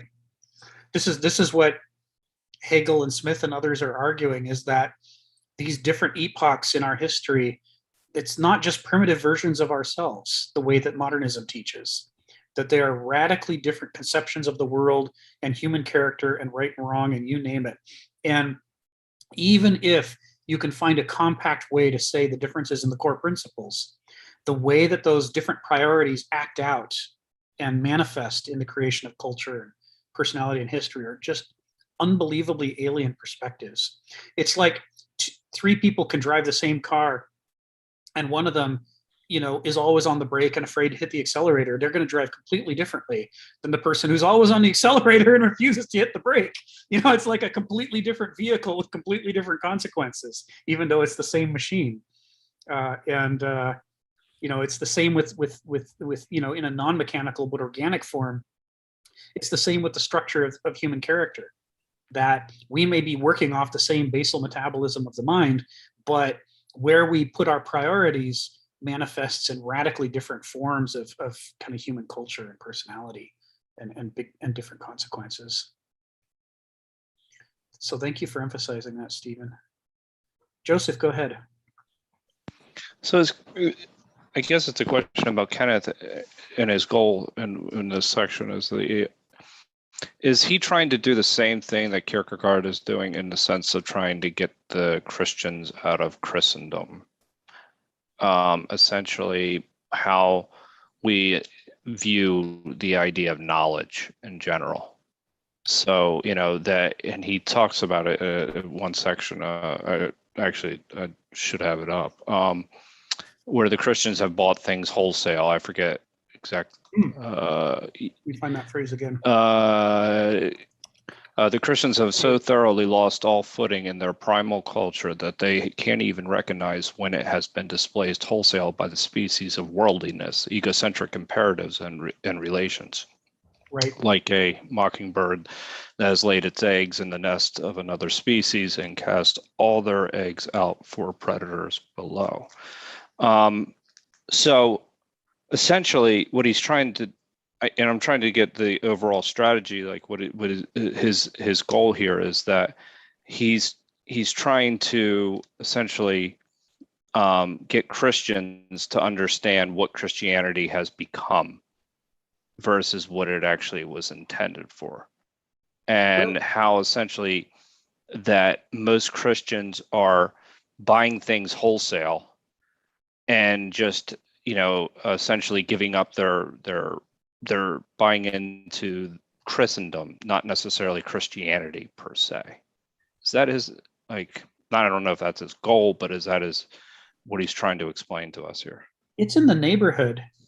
I think you can't go wrong by going back to the Kafka quote that says a book must be an ice axe to break up the frozen sea within us. He's saying we have been so acculturated by modernism in ways that we don't comprehend, that we are working with abstract definitions of everything that matters, whether it's freedom, whether it's knowledge, whether it's the nature of Christianity. All of the core important things are ossified in us in ways that make us compatible with modernity and that allow us to survive and make money under modernity. And that ossification has happened at such a preconscious level that we can be simultaneously not actually thinking any original thoughts on the subject of what Christianity is, and at the same time believing we're seeing it perfectly clearly and objectively. We have no problem being, our eyes completely shut while thinking they're completely open. And so what he's trying to do, he knows you can't just say, well, y'all need to wake up, because that doesn't work, because we'd all say, no, we don't, we're already awake. Or, yes, everybody else needs to wake up like I am. This is the sorts of things that moderns do when they're confronted with the idea that they might not see things perfectly. He knows that won't work. So what he's trying to do is give us perspectives that have tangible, measurable ways of making these choices, rather than making them abstractly based on what feels comfortable to us. He says, well, what is spirit? What is soul? What is this? And now if we take this set of ideas over to what we think Christianity is, does it fit or is it a mismatch? Okay. So he's trying to get us out of abstract, reflexive, acting out our programming and give us tools to play with so that in the course of playing with them, we'll start to discover that almost nothing is what we think it is. And it's not just modern Christians who don't know what modern Christianity has become. Everybody else doesn't know what it has become either. We're all moderns. Even Muslims, even Jews, even atheists have been modernized, and their reads of Christianity are also warped. We're all seeing it off from, and it also doesn't go to what it should be, because when we talk about what should be, we start to get into issues of, how natural law works itself out in us, in our characters, in our cultures, and in the world. And there are limits to understanding how much can we push or pull or change things.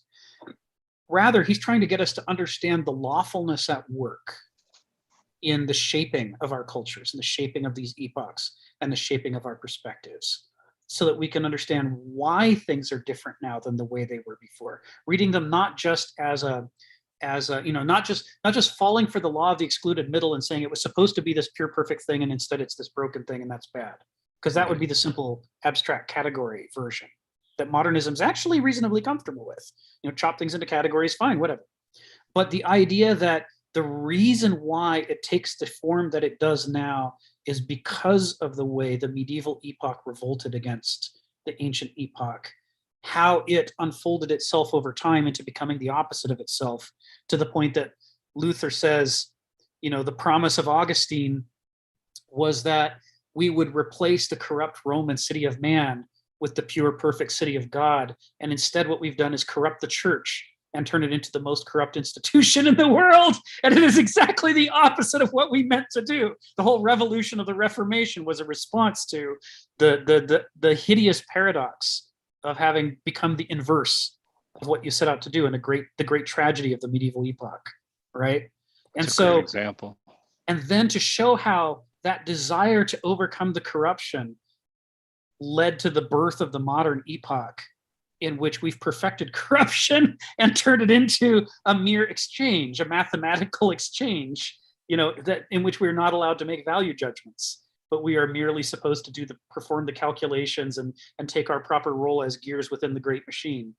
There's this way in which each of these things was launched, not just arbitrarily or by accident. Each of these epochs was launched in reaction against the immediate pressing crises and catastrophes of the previous epoch, at the time when it was the clearest that the old epoch could not continue, when it was the clearest what its problems were, and that we had to replace it.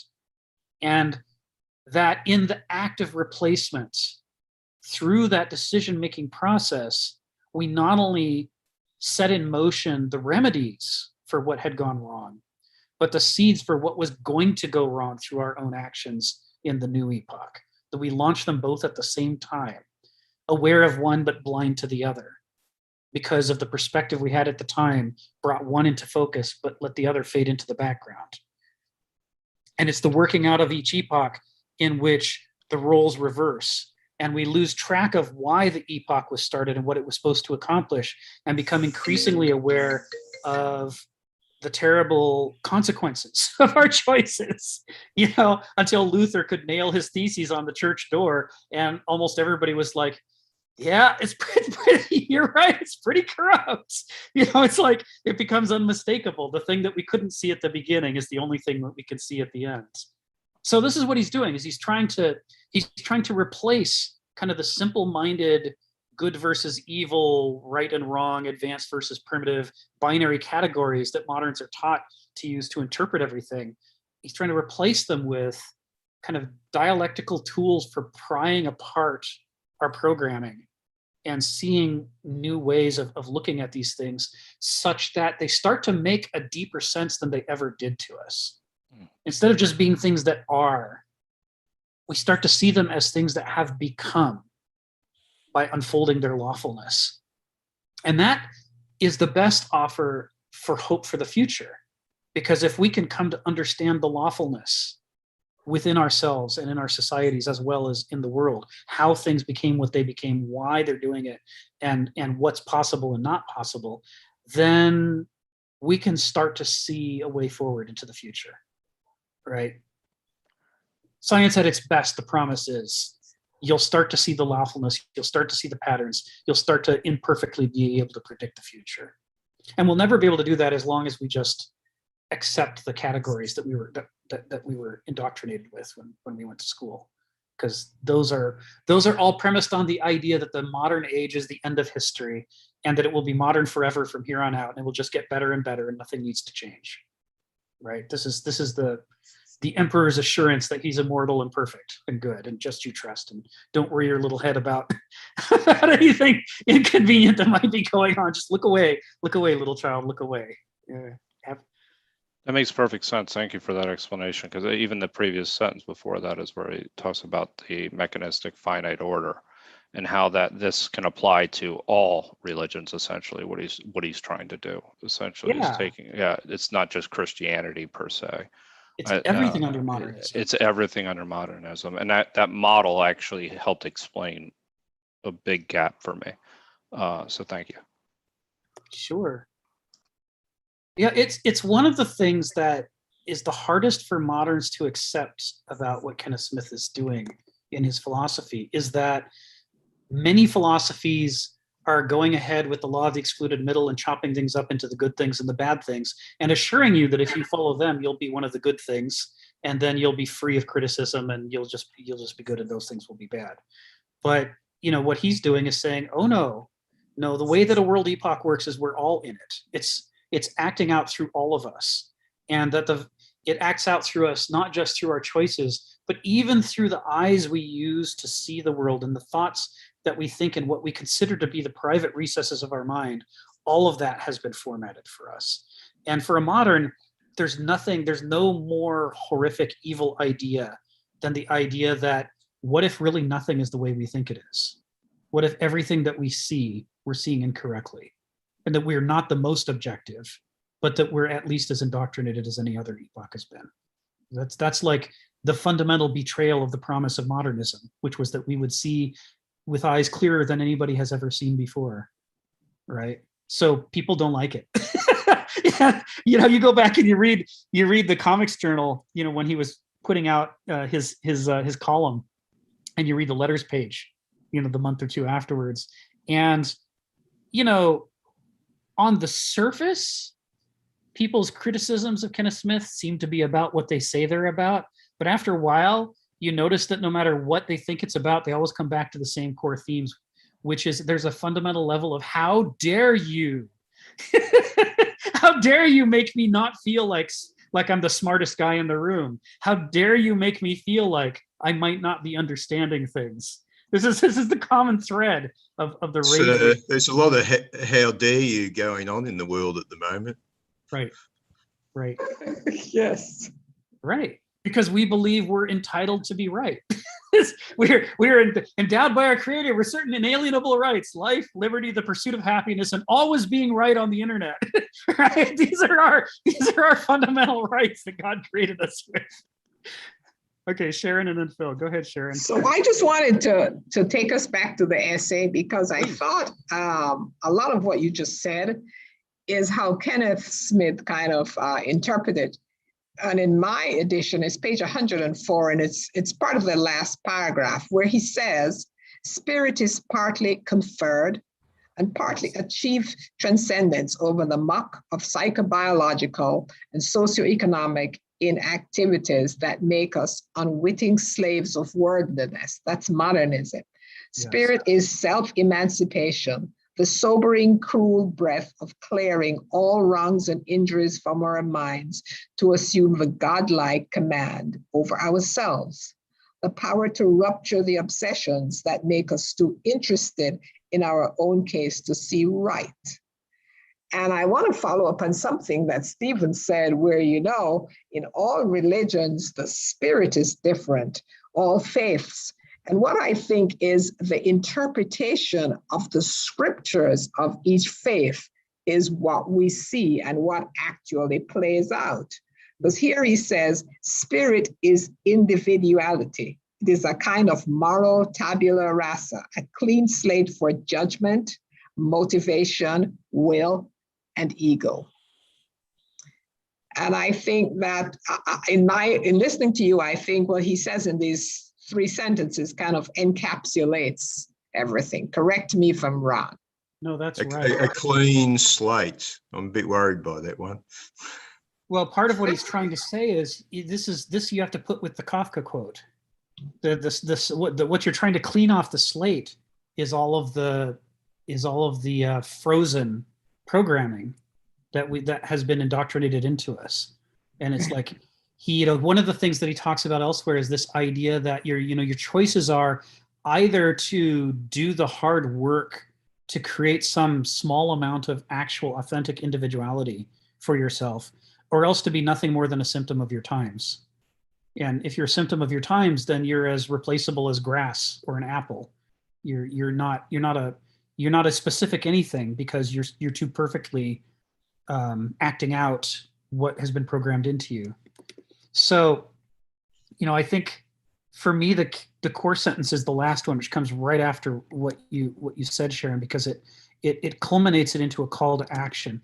He says, "Spirit is the ethos that obliges us to overcome our naive and simple pathos, our thoughtless and amoral susceptibility to the world." And so one of the arguments he's going to get into in 7.6 is this idea that Banausoi, by being the kind of egotists that they are, rationalist, systematic egotists, they believe that they've emancipated themselves from pathos. They look on with horror upon the soulish pathos of the douloi, and they say, "Not for us. We're not going to be like that. We're going to separate ourselves from that muck and that mire, and we're gonna make decisions for ourselves. We're gonna pass laws, and we're gonna negotiate, and we're gonna create a society willfully through our choices, and emancipate ourselves from tradition and history." That's what they promise. But what they deliver is a new enslavement to the systems, to the consequences of their will, to the systems that they set up, so that they themselves also become trapped within a pathos. But the pathos they're trapped within is the lawful consequences of their egotistical choices, rather than the native lawfulness of the world as we find it before we begin to act upon it willfully. So these 2 basal metabolisms of the mind each produce a different kind of pathos, a sort of passive pathos of the doulos, or an active pathos of the Banausos, trapped within the labyrinth of his own creations. And so the spirit that he's offering up as an antidote is to get us out of both of those things through the struggle for Vernunft, to try to put soul back together in a way that gets us spirit. And part of what I love about what you quoted here, Sharon, is that it goes right to the core of the thing that I apologized for about a month ago, because this is where it couldn't be clearer that spirit in no way is to be equated with the Banausic worldview. It's not to be equated with Verstand in any way. It's the antidote to lift soulishness up to a conscious level where it can become spirit. So I don't think I'm ever going to want to forget how far awry I went in understanding this. And this is the core of the thing. So thank you for that. Phil and then Donald. Yeah, I guess I'm a little troubled by this criticism in this sense. Like, if every attempt to overthrow the past edict to changing the paradigm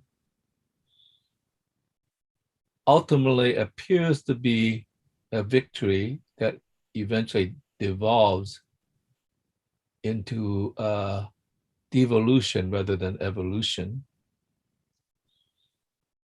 how is it that you could account for the current calling to yet another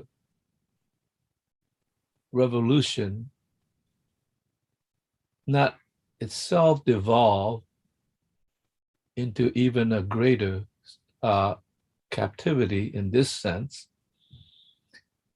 If Hegel's evolution of the dialectic of history that presumes that we will eventually evolve to a higher level, and that itself is a mere illusion. I just wonder why it always end up devolving. Is it the power that be is just more clever at playing the game and always like a step or two ahead, and eventually turns the revolution into its own structure? Or are we just, is the revolutionaries always playing a different game than the power structure, and they're just playing a different game, and they think they're making gains in appearances, but eventually the deeper structure of power eventually end up recapturing the territory? How is it that he could claim that he is now the new Messiah when there has been so many other new Messiahs that presumes that it is, and probably with all good intentions, to overthrow these structures, and always ends up being recaptured by, I should say, the counter-revolutionaries? How are we to believe that this time is different, like every other time is promised that it was different? It turns out to be the same. So Do we not have to go and play the deeper game, whatever that is, which is the game of power? I mean, like, in a sense, to recapture, and maintain the structure that we want, rather than, because I always sort of see the Democrats as playing one game and the Republicans are playing another game. It's the same thing, right? And so I just wonder, that's a question I have, like, I have doubts. I mean, I think the calling is virtuous, but so has all the other ones been. well, one of the big differences is that in the past, revolutions have promised the end of history. They've always said, well, the previous one was wrong, but we're right. And once we do the right thing, then we will have arrived. Period. The end. Now it'll just be a perpetual present. No more need for change. This is what we always say after these things. And that absolutist set of definitions, according to the law of the excluded middle, puts way too much pressure on the new order to pretend to be perfect. So suppressing dissent, covering up its mistakes, all of these things become part of the motivation, because you have to prove that you're now the eternal present and that there's no need for anything else. Whereas learning from the open source software movement, there's a possible different approach that you can take, which is to say, we're never going to be done. So let's stop pretending we're ever going to be done. And instead of digging in our heels for 1,000 years and then having a horrible cataclysmic revolution, what if we move into a model in which we acknowledge that we're imperfect, that no matter how much we learn, we will always still be imperfect, and that at all times we should be looking for kind of what are the things we need to fix next, even if they make us uncomfortable, even if there's vested interests in the way, what has to be changed in order to keep kind of advancing. And if you do that, you get out of the dynamic of the pretense of perfect stasis, followed by the disruption of a lying revolution that claims it will fix all problems, right? And you move instead towards the ideal, which would be the bud, the blossom, and the fruit, which is that we're going to grow, and we're going to keep growing, and that's the steady state that we want to be in, is a state of transformation, in which we, the things that transform are the things that are the most broken at the moment. We don't save them up until we're buried in all of the things that we haven't fixed. We just fix things as we go along the way. But in order to do that, you need a fundamentally different conception of history, of human nature, of society, of culture, of economy, of politics. All of these things are predicated upon trying to enforce a status quo that claims to be the answer. And you know, in when you think about that, in a way, it's embracing that, again, that ideal to imitate God badly, but to imitate the idea of a perfect God who doesn't make any mistakes. And since we do make mistakes, the only way to create the image of God in man in that sense is to lie about our mistakes, which is why we keep doing it. To create that illusion of perfection and invincible authority that must be obeyed. So there's a reason why we keep making these mistakes. There's certain things we don't change. And that is, we keep trying to lock in this bad solution each time. But I think, you know, part of what distinguishes Kenneth Smith from a lot of people who write on this stuff is that he doesn't spend a lot of time telling us what things are going to look like and urging us to take specific actions. We get a fair amount of complaints about this. It's like, well, what is he saying we should do? He's like, well, you know, he's not telling you what you should do. He's trying to help you to see the circumstances you're in so that you can figure out what to do. But it's, you know, he says he's a modern too. He's right. He's trapped in the same blinders. And the fact that he can see a little bit further doesn't change the fact that he's not a prophet. He doesn't see the future, and he doesn't have a recipe or prescription for us. But, you know, if 7 billion people all open their eyes and start to understand themselves as being bound by lawful structures of history and human character and so forth, and part of an ongoing process of transformation over time, they will make decisions differently than they do now. And they will, as a result of that, make a different world than we're making right now. What form that takes, I mean, if we knew that, we would be gods. And I guess that's where the big difference comes. No program, no recipe, no authority, just a way to look at things differently. I think is it Donald and then Stephen? Is that right? Yeah. So I'm going to ramble again. One, Luther's argument about free will is really interesting, because in his view, there's only one thing that man really should will, and that's his salvation. And you cannot will your own salvation, so don't have it. Salvation is given to you through grace by God. So yeah, you can make choices, you can do things, but you can't save yourself. And that's a checkmate. End of story for Luther. Yes. The other thing is, as we've gone through Christianity here and we've seen, you know, that it's been, as he says, banalsified, made into a tool, used as a use value, sort of. It's useful maybe to be Christian, or it gets caught up in our own self-interestedness. I wonder, you know, he's coming back, makes us too interested in our own case. That's back to the Greek idiotes. Yes. You know, that it's my own Christianity's only useful for my personal salvation. Yes. Screw the world. Well, the world's going to hell anyway. I just want to get out, and I'm going to do that. Yeah, that's the spirit. Yeah. yeah. I want to come down to one of the Australian internment camps for the unvaccinated. Can you get me a reservation, Stephen?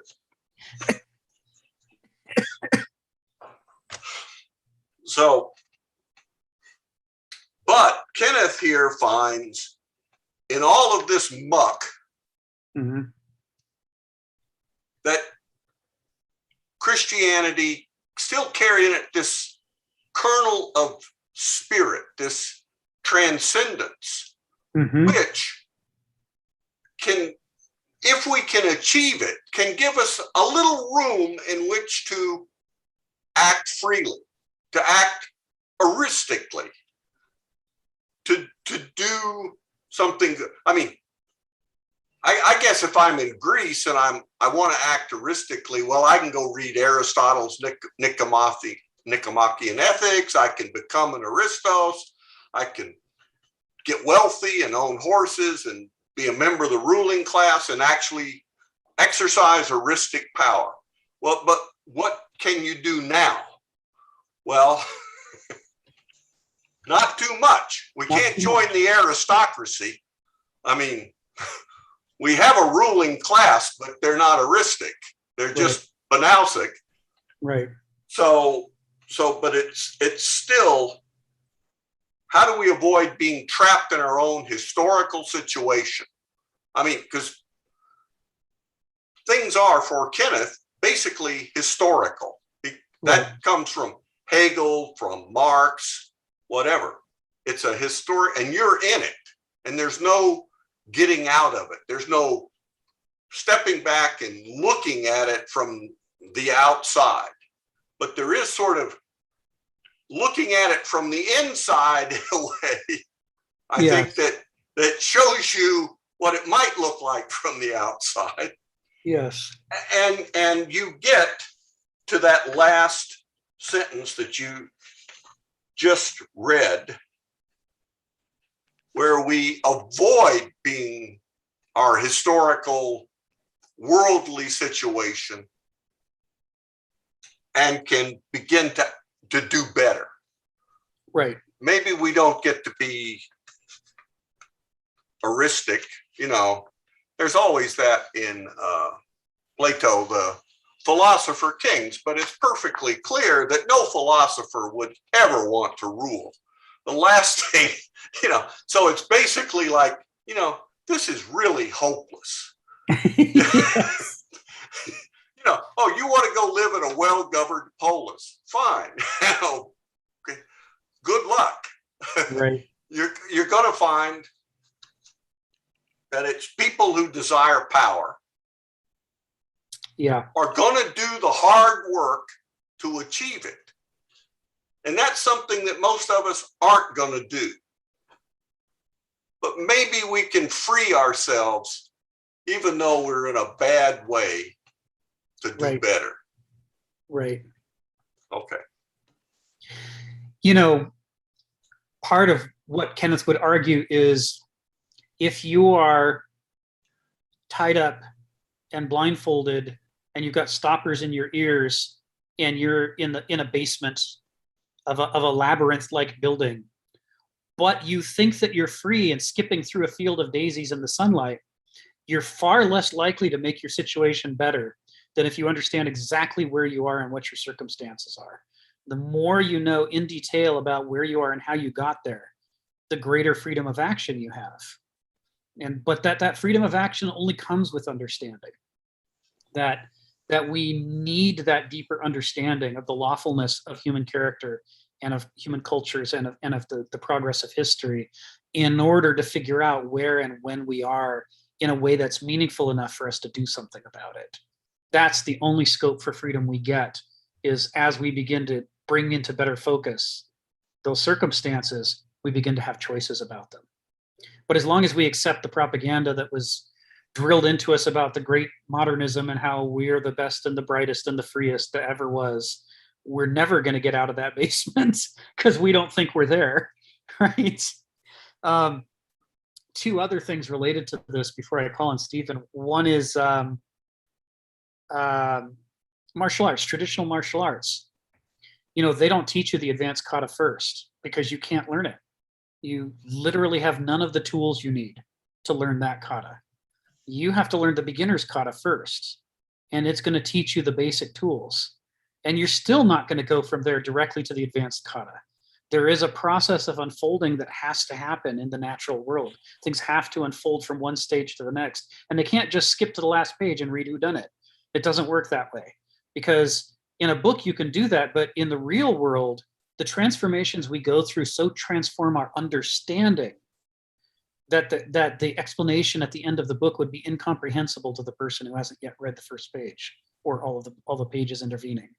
There's a process of transforming our understanding that's required to understand the answer. And so we work our way up to in Shorin-ryu karate, we work our way up to Kusanku. And ideally we should only be learning it, 10, 20 years into our process, when we've learned all the lessons from the earlier kata about how to move and how to think and how to look and how to shift around. And only then are we ready to do Kusanku. If we just go directly to it, we might mimic the outward form of it, but we'll get nothing right about it. It'll just be a cheap dance. I saw you came off mute, Donald. Were you going to add something? No, but I think that's true. I think that sometimes this how to get any transcendency in a thoroughgoing historicism, or trying not to be deluded but to be existential, is hard. This is one of the chapters that says, oh, Christianity is screwed up beyond redemption, and that includes your redemption too. But it can, if we study it, read it, think it properly, offer some little glimmer that says, oh, there's something here that can help us unstick ourselves for a bit. Here's, they had the idea of spirit and spirit becoming transcendent. Yeah. Now, I'm not going to say that Kenneth, certainly from what I know, he's not saying that the person trying to climb out of this morass, that it's Christian spirit or Christian transcendence, but it is human spirit achieving a human transcendence in their historical stuff. If you think Kenneth is deeply religious, just correct me. But boy, that's a long discussion. Yeah, I mean, he's deeply ethical and moral, and has strong views on right and wrong and how you come to it. But yes, but but here I just think he's looked at Kierkegaard and Nietzsche and whatnot and said, hey, there was something in the Christian epic. For all the trouble here, it did push the ball down the road. Something, it advanced the human enterprise. And here's what we can get out of it that's helpful for us now as moderns. Find within ourselves our human spirit and try to get to human transcendence using that. Maybe but these are all topics I've never really discussed with Kenneth. A lot of these I've many times, but soul, spirit, whatever. I probably my eyes rolled back in my head and I said, okay, great. But I think I am beginning to see where these 3 pages go.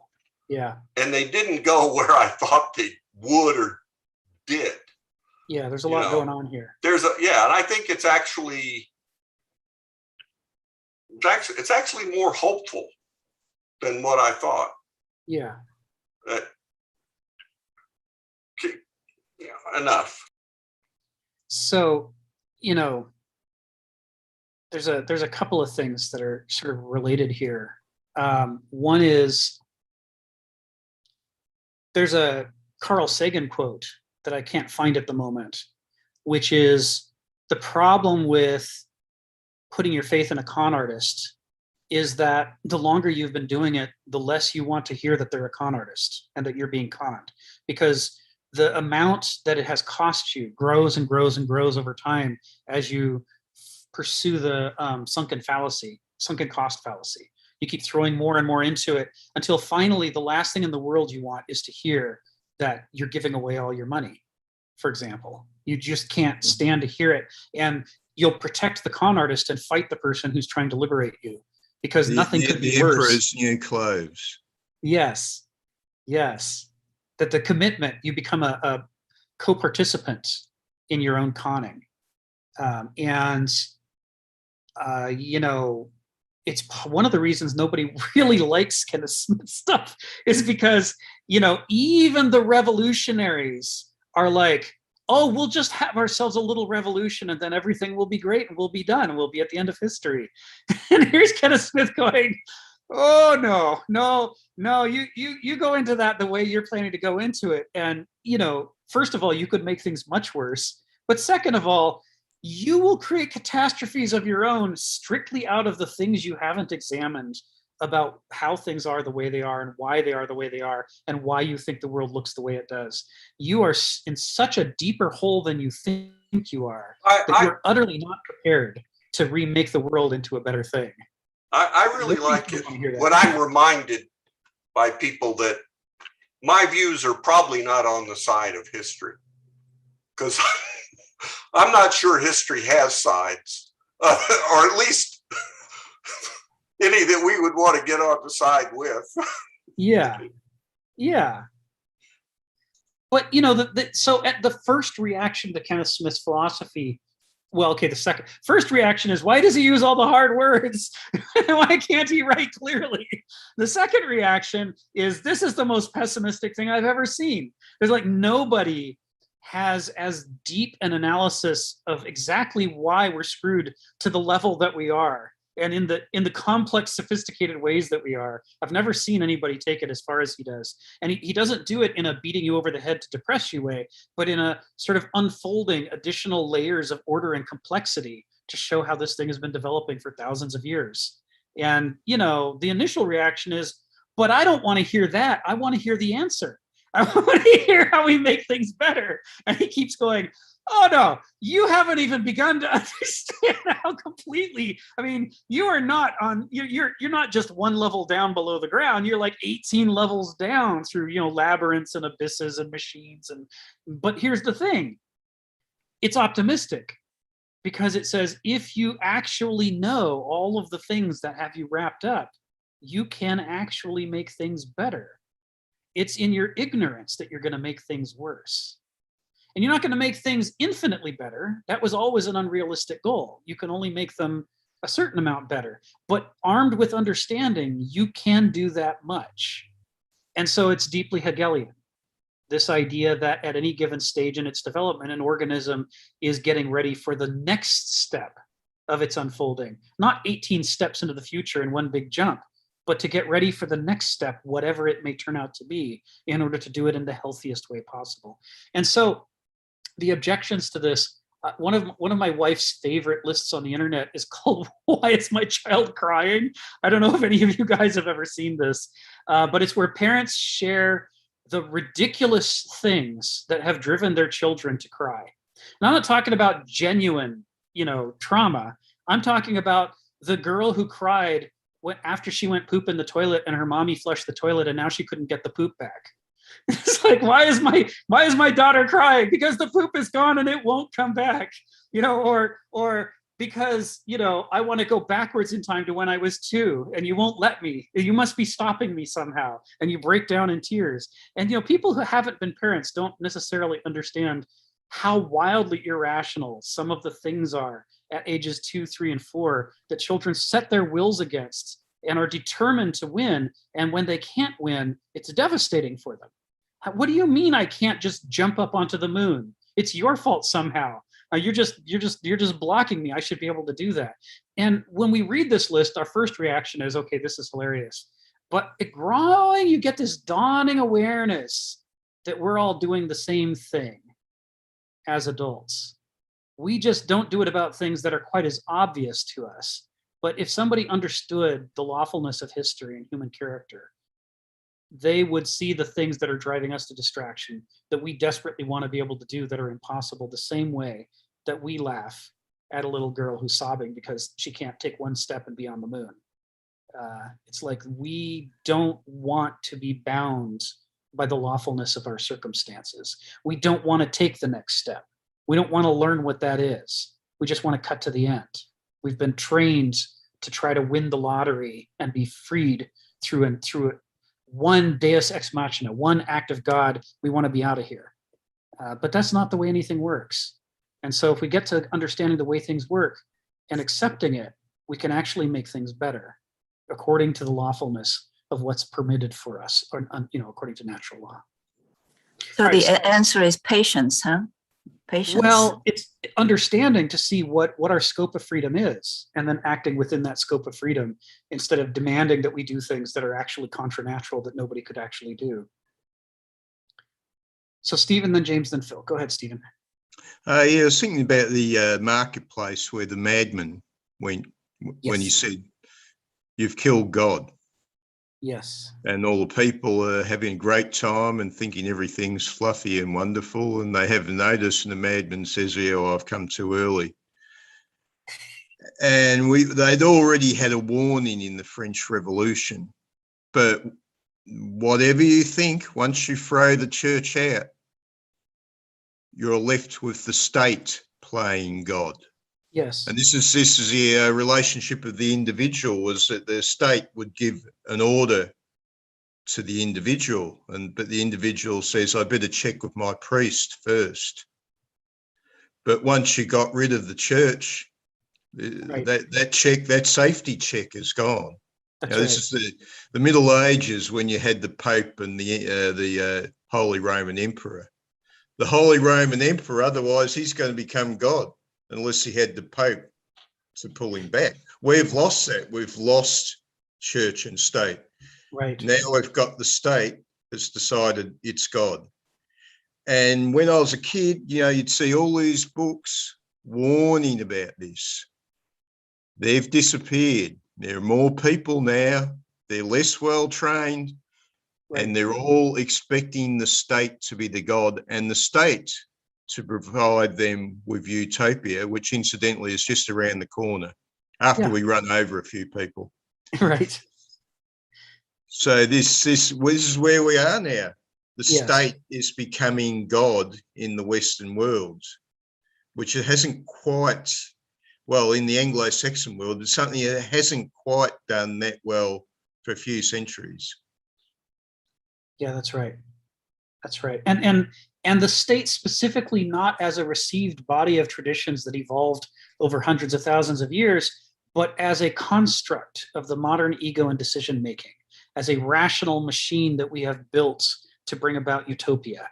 This is the state that we are sure, because it represents our collective will, we are sure that it will solve all the problems.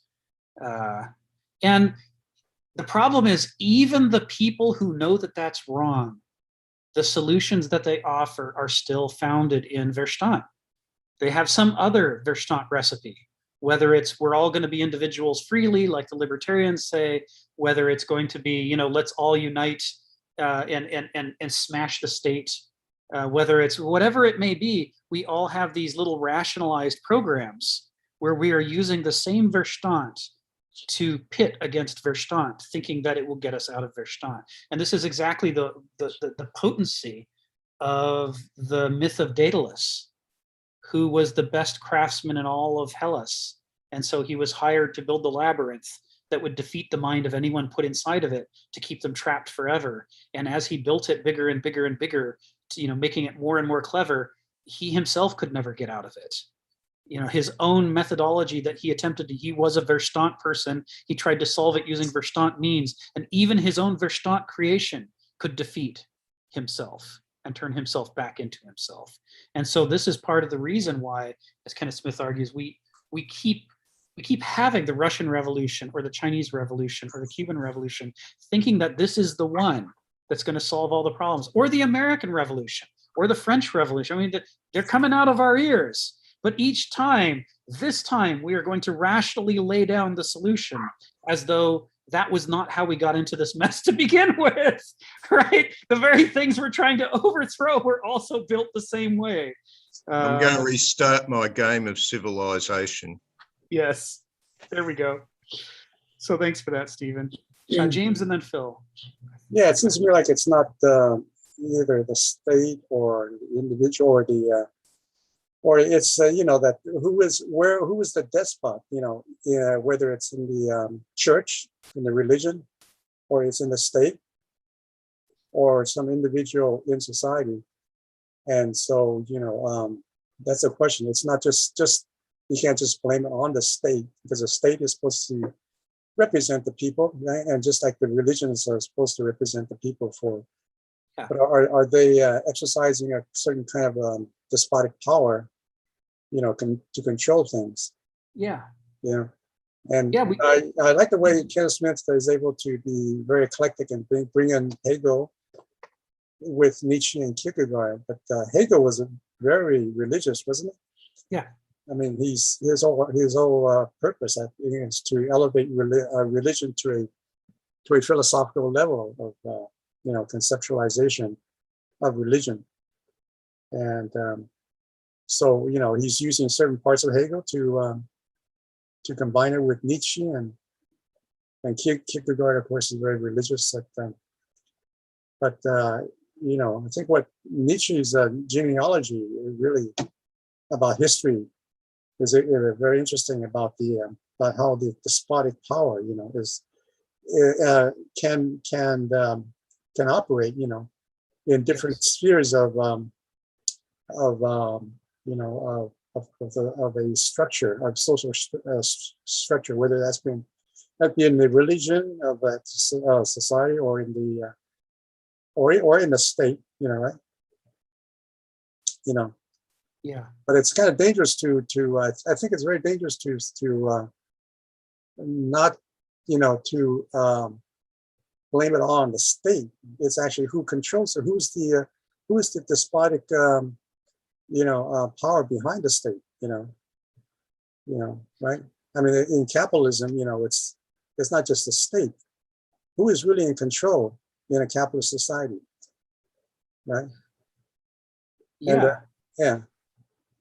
And the state is supposed to, in any society, the state is kind of like the neutralizing, should be the neutralizing force, could be the kind of like the balances the powers among individuals and different collective groups, That's the way we're taught it. Yeah. That's the way we're taught it. But it ends up becoming a tool. And whoever has the tool in their possession at the moment makes it do what they want until they lose power and somebody else gets a hold of the tool, and then they take it the other direction in the way that they want it to go. There was this, in the same way that Luther's frustration with the corruption of the church, which was supposed to be the one pure thing, led him to sweep away the old church and say, well, we're going to start over in a completely new way. And this new way will allow us to avoid the corruption of the church. In the same way, the founding fathers of the United States had a similar theme. Their theme was people are corrupt. So we're going to make a nation of laws, not men. And that will solve the problem of people being corrupt. That was one of the fundamental precepts underlying the American Revolution, was the idea that removing all power from men and giving it entirely to the law would eliminate corruption. And of course, the naivete of it is it ignores the question, well, where do laws come from? Which, they don't descend from heaven, raining manna upon us as a blessing. People make them. And if people are corrupt and people make laws, then how are the laws going to be pure and perfect in a way that the people aren't?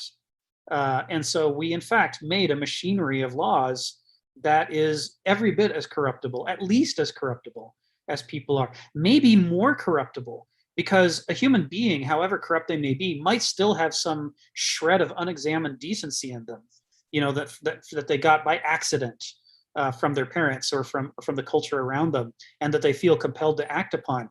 But a purified, perfected machine of the law isn't a person. And so it has no unconscious debt to tradition or to axiology that might cause it to override its functioning if it sees that it's about to do something horrible. with by switching from a nation of human beings calling the shots to a nation of laws calling the shots, we managed to remove any possibility of sane intervention as being a natural thing that would happen. It now only happens artificially if someone throws themselves into the gears to stop it. You're saying that the Constitution can work both ways, right? The Constitution has these laws that can guide people, right, and limit people's power. Yeah. But they can also override those laws at the same time. But just or like just ignore them if they don't like them. Exactly right.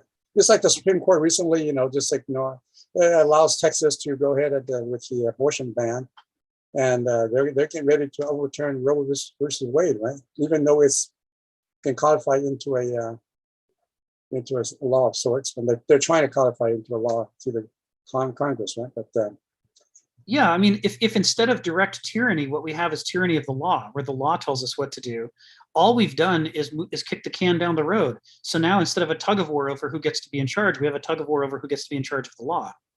And then whoever's in charge of the law gets to get what they want. So there is this, it didn't actually solve any problems that it promised to solve. There in this way, it's replicating that thing from the medieval epoch where it promised to solve the problems of ancient corrupt Rome and ended up becoming, the corrupt Roman Church. And in the modern era, when we said, well, we're going to solve our problems perfectly again, we're just going to throw that out. The thing that happens each time we do that, one of the things that sets us up for tragedy is that we don't just throw out the bad parts of the old system. We also throw out the good parts of the old system. And some of those good parts took hundreds of thousands of years to stumble upon by accident. Many of the things that make life possible are counterintuitive, and you couldn't arrive at them from scratch if you were starting over. It was a process of, evolution, and some places made it and other places didn't make it. And the places that made it had certain things in common, whether they understood them or not. So when you rationally say we're now going to erase everything and start over, you're guaranteeing you're going to forget all of those lessons. And of course, you never fully successfully get rid of the old system. Some of the goodness bleeds through, but also some of the badness bleeds through too, the unexamined parts. So this whole process of revolution is just fraught with peril, the way that we go about it. Phil, and then Joseph, then Sharon. Go ahead, Phil. Yeah, it seems to me as fraught with maybe too many perils in this sense. We now have a civilization, a structure, according to Kenneth Smith, and I, for the most part, agree with that. That is a culture of addiction to the laws and to the system, right? Mm-hmm. So, a couple of things that struck me in this sense. If you are a revolution in the sense that you mentioned, it bears a tremendous amount of sacrifice in the sense that number one, you will never be able to see the promised land because it's evolving, number one. And number two, you have to, in a sense, engage in intellectual deconstruction of the system, which means that you have to tap into the same tools that the system is already trapped into, number two.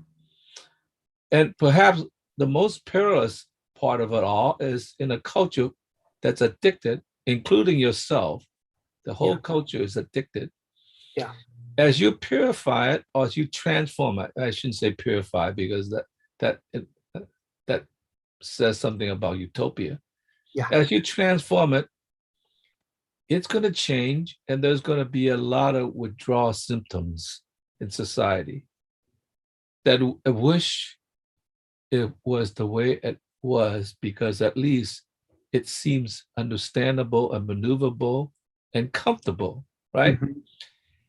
Which means that they're going to experience a lot of withdrawal pains, mm-hmm. because you're not talking about regular people, you're talking about a whole civilization that's addicted, mm-hmm. unconsciously to this. And so how do you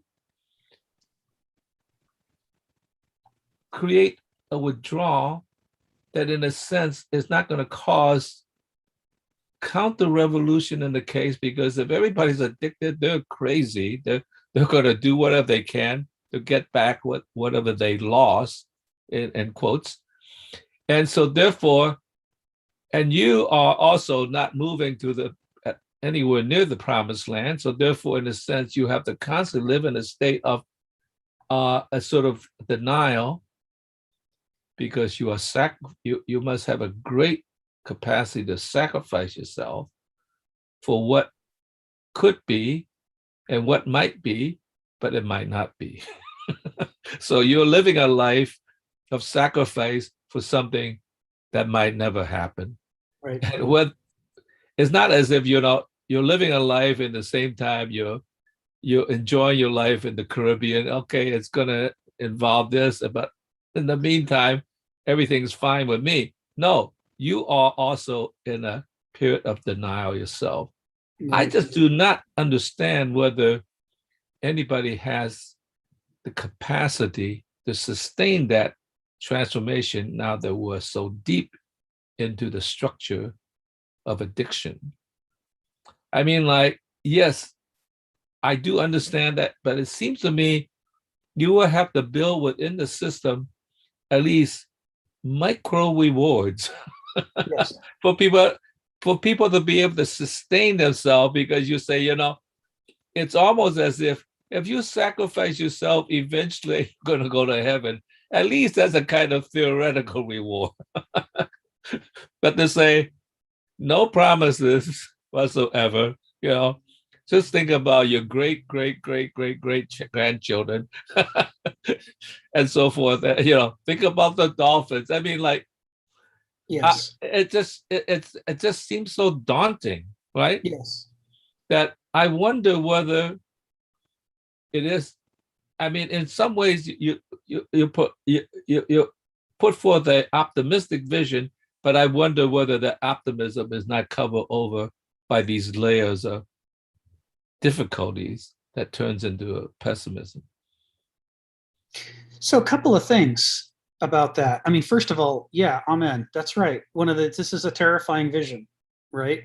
It is the prospect of laboring lifelong to plant and cultivate trees under whose shade you will never sit. It's the prospect of leading people to a promised land and never being able to enter it yourself, and not even knowing if your children will be the ones to enter it.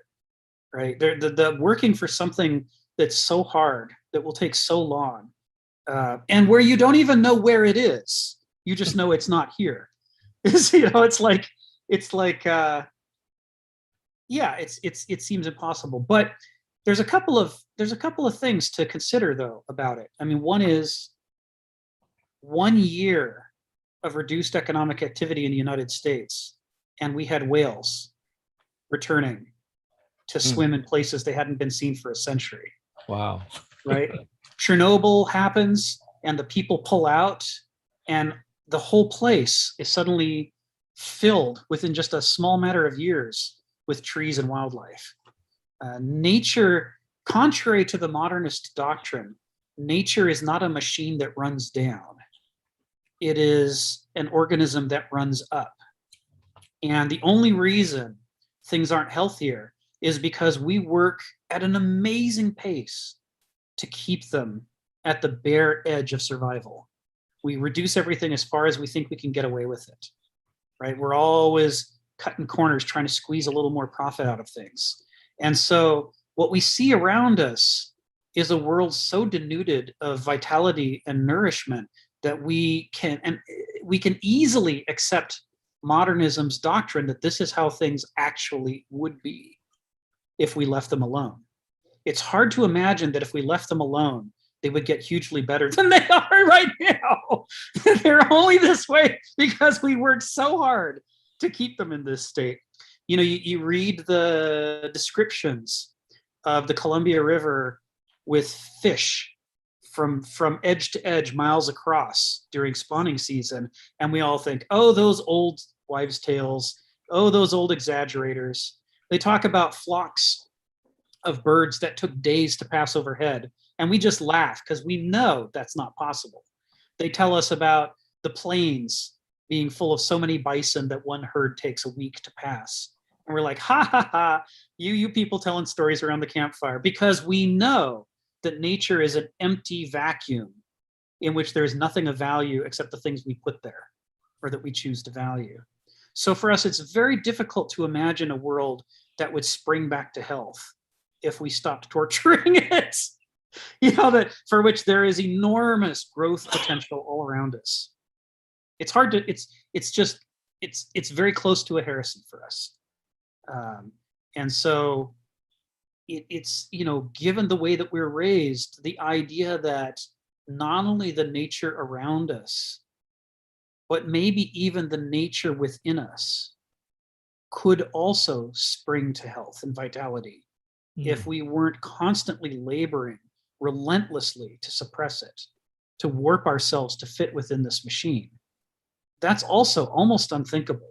And even if we can think it, we can't visualize it or imagine it or make it real enough for ourselves because we've never experienced it in our lives. So one of the places that's interesting to look for counterexamples is in indigenous cultures. Or like you were saying, you can look at Jewish culture. How did they survive thousands upon thousands of years of being, at the butt end of history, of having other people kick them around? How are they still here? It's like, well, because the culture changed to become a culture that could tolerate oppression and survive it. It has deeper roots that allow it to handle hardships that would wipe out lesser cultures, shallower cultures. And the same is true of indigenous cultures. The ones that are still around today have survived a lot, just an unbelievable, unimaginable amount of effort to exterminate them. And they're still here. So they've sunk their roots deep. And one of the things that they always talk about is the need for renewal and recovery and celebration of having made it this far, so that it is not an endless series of labors, but it is constantly being punctuated by a recognition that we made it another day. We, like they do in AA, we made it another day, and we should not take that for granted. We should celebrate it so that we can gather the resources again to do this again tomorrow and try to, and that's, I think, how you do the problems of the long haul is like you say, you have to insert those micro rewards. That's certainly what all these cultures do. The other thing that they do is plug themselves into the land, because we can only distort reality to a certain extent under modernism. The machine works best when it's separated from the land. The more we turn to our computers and our TV shows and our radio shows and our jobs and our offices, the more it seems to work and seems like it has infinite power. But when we go back out, go see the Grand Canyon, go for a little walk in nature, if we plant a garden, we reconnect with things that are still here and still operating according to their lawfulness, regardless of what our laws, our artificial laws might say. And that is something that all the indigenous groups that I follow on Facebook and elsewhere, they say over and over, that's one of the reasons why you have to get to know the nature around you in detail, is to constantly be reminded that it's still there, it's still survived, it's still growing, and that if we align ourselves with it, we can also keep growing and keep surviving and keep drawing strength from it to go on and try to make things better. That's not an answer, really. It's just it's something I observe. I don't do a very good job of exemplifying this in my own life. I mean, I try, but I don't, because I have to make a living too. So I have way too much focus on my computer and my meetings and my job and so forth. And none of that really sets me up for the long haul. But it's when I break away from it, like indigenous cultures do, and do the little celebrations, that I get the energy back to go on again. So maybe that's the way. I don't know. But certainly I know that. Yes, it is. Yeah. But certainly problems this daunting, it helps if you don't try to invent the whole solution yourself because they're too big, but you borrow as much wisdom as you can from people who've already been here and had to deal with it. I think it's Joseph and then Sharon. Is that right? Yes. Sharon can go first because she probably has something more relevant to say. So I'm No, just no. Well, I just want to pivot on what something that you said, Yeah, go and ahead. that is the way our culture sees the elders. Yes. And if we respected the elders, if you look at the cultures of native people, the storytelling, whether it's myth or fact, is one of the things that sustains the people. But in this culture, once you get old, and I'm pretty old now, you don't have any sense. So, so that wisdom that you've acquired over time is lost. Well, that's just following up onto you. But then I wanted to kind of put a capstone on what we discussed today. Can I go over to 7.6? Yeah, please. Because Kenneth made it continuous. Yes. And I won't be here next week. So I am going out in nature next week. So I wanted to discuss this. It says, soul is not spirit.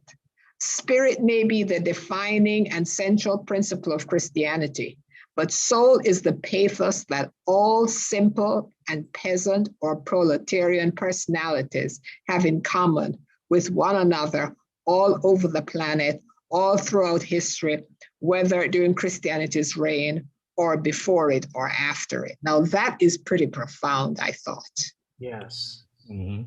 Then he goes on further and he said, Hegel saw faith in its primitivism and immediacy is before or prior to all credos and orthodoxy. Yes. During the high Middle Ages, there was thus one caste of believers, naifs and douloi, and another caste of authorities, censors, theologians, hierarchs, propheters, etc.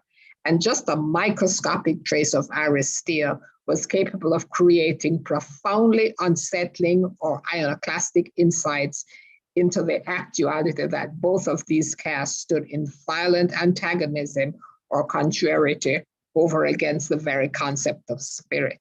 Yes.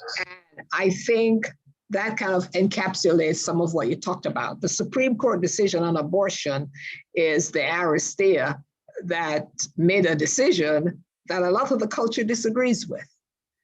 Where we have a society of vigilantes. We're not talking about abortion. I'm just talking about the process by which they're going to dishonor abortion, which sets you up for people deciding that your morality is not in keeping with theirs, so therefore you should be penalized. That's a problem. Yeah, he would say it's not Aristea but Banausea, that the law is Banausic. Okay. Because it's a Verstand enterprise of recipes and mechanisms and algorithms. So I think those couple of sentences really encapsulated what we're talking about today. Yeah, I agree. The flow from 7.5 to 7.6 is strong. 7.5 is really the pitch, and 7.6 is the swing.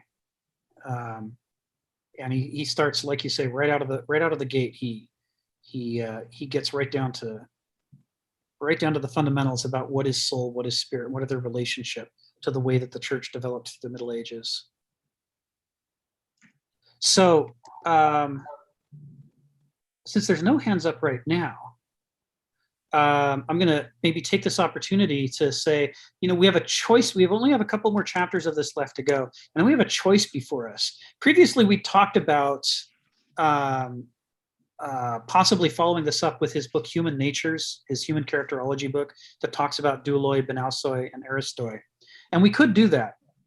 But before he wrote that, he wrote this other book, Millennia and Microcosm, that talks about the ancient epoch, the medieval epoch, and the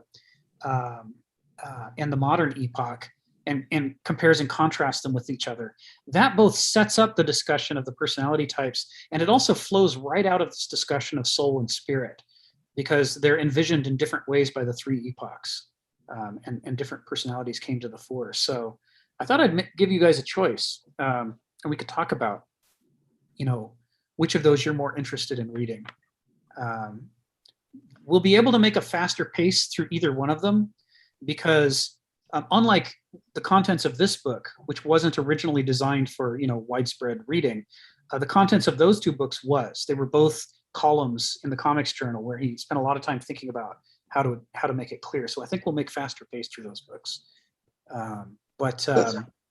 Do I get a vote? I would like to vote. Do I get a vote? Sure, yeah. Everybody gets a vote. Well, I'm going to use mine first. So I would like to do the one where he look at the different periods of time, Okay. because I think the content of that would be very helpful and would probably dovetail with this. But of course, I'm coming from ground zero. So Sure. What do other people think? I agree with Sharon. Okay. Yeah, the different epoch. It's important to get a layout of that in general. I wasn't here, but I agree with Sharon. thank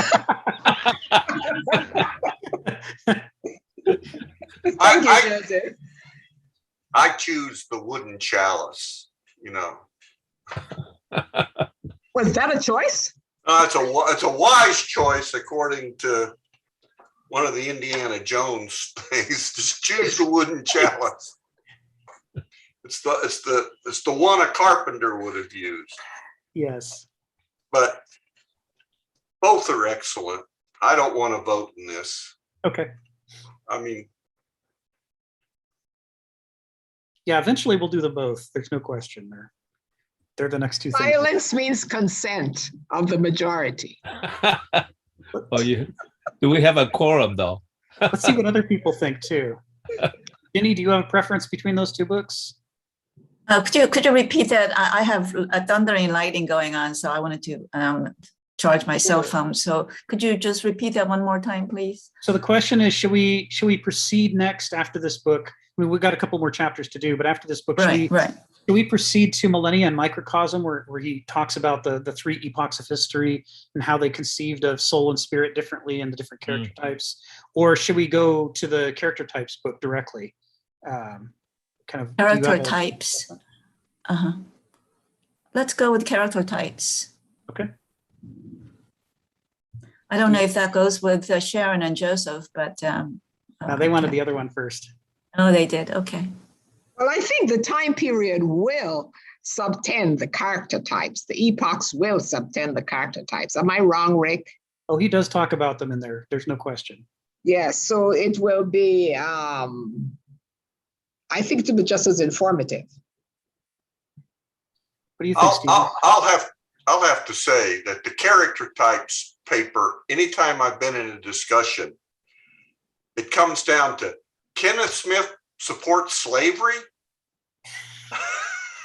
He did? No, it's always he an doesn't. accusation. He doesn't. And the paper doesn't support slavery. But you can immediately tell who can read and who can't. Oh, Hang on, I want to be an Athenian. Yeah, shoot.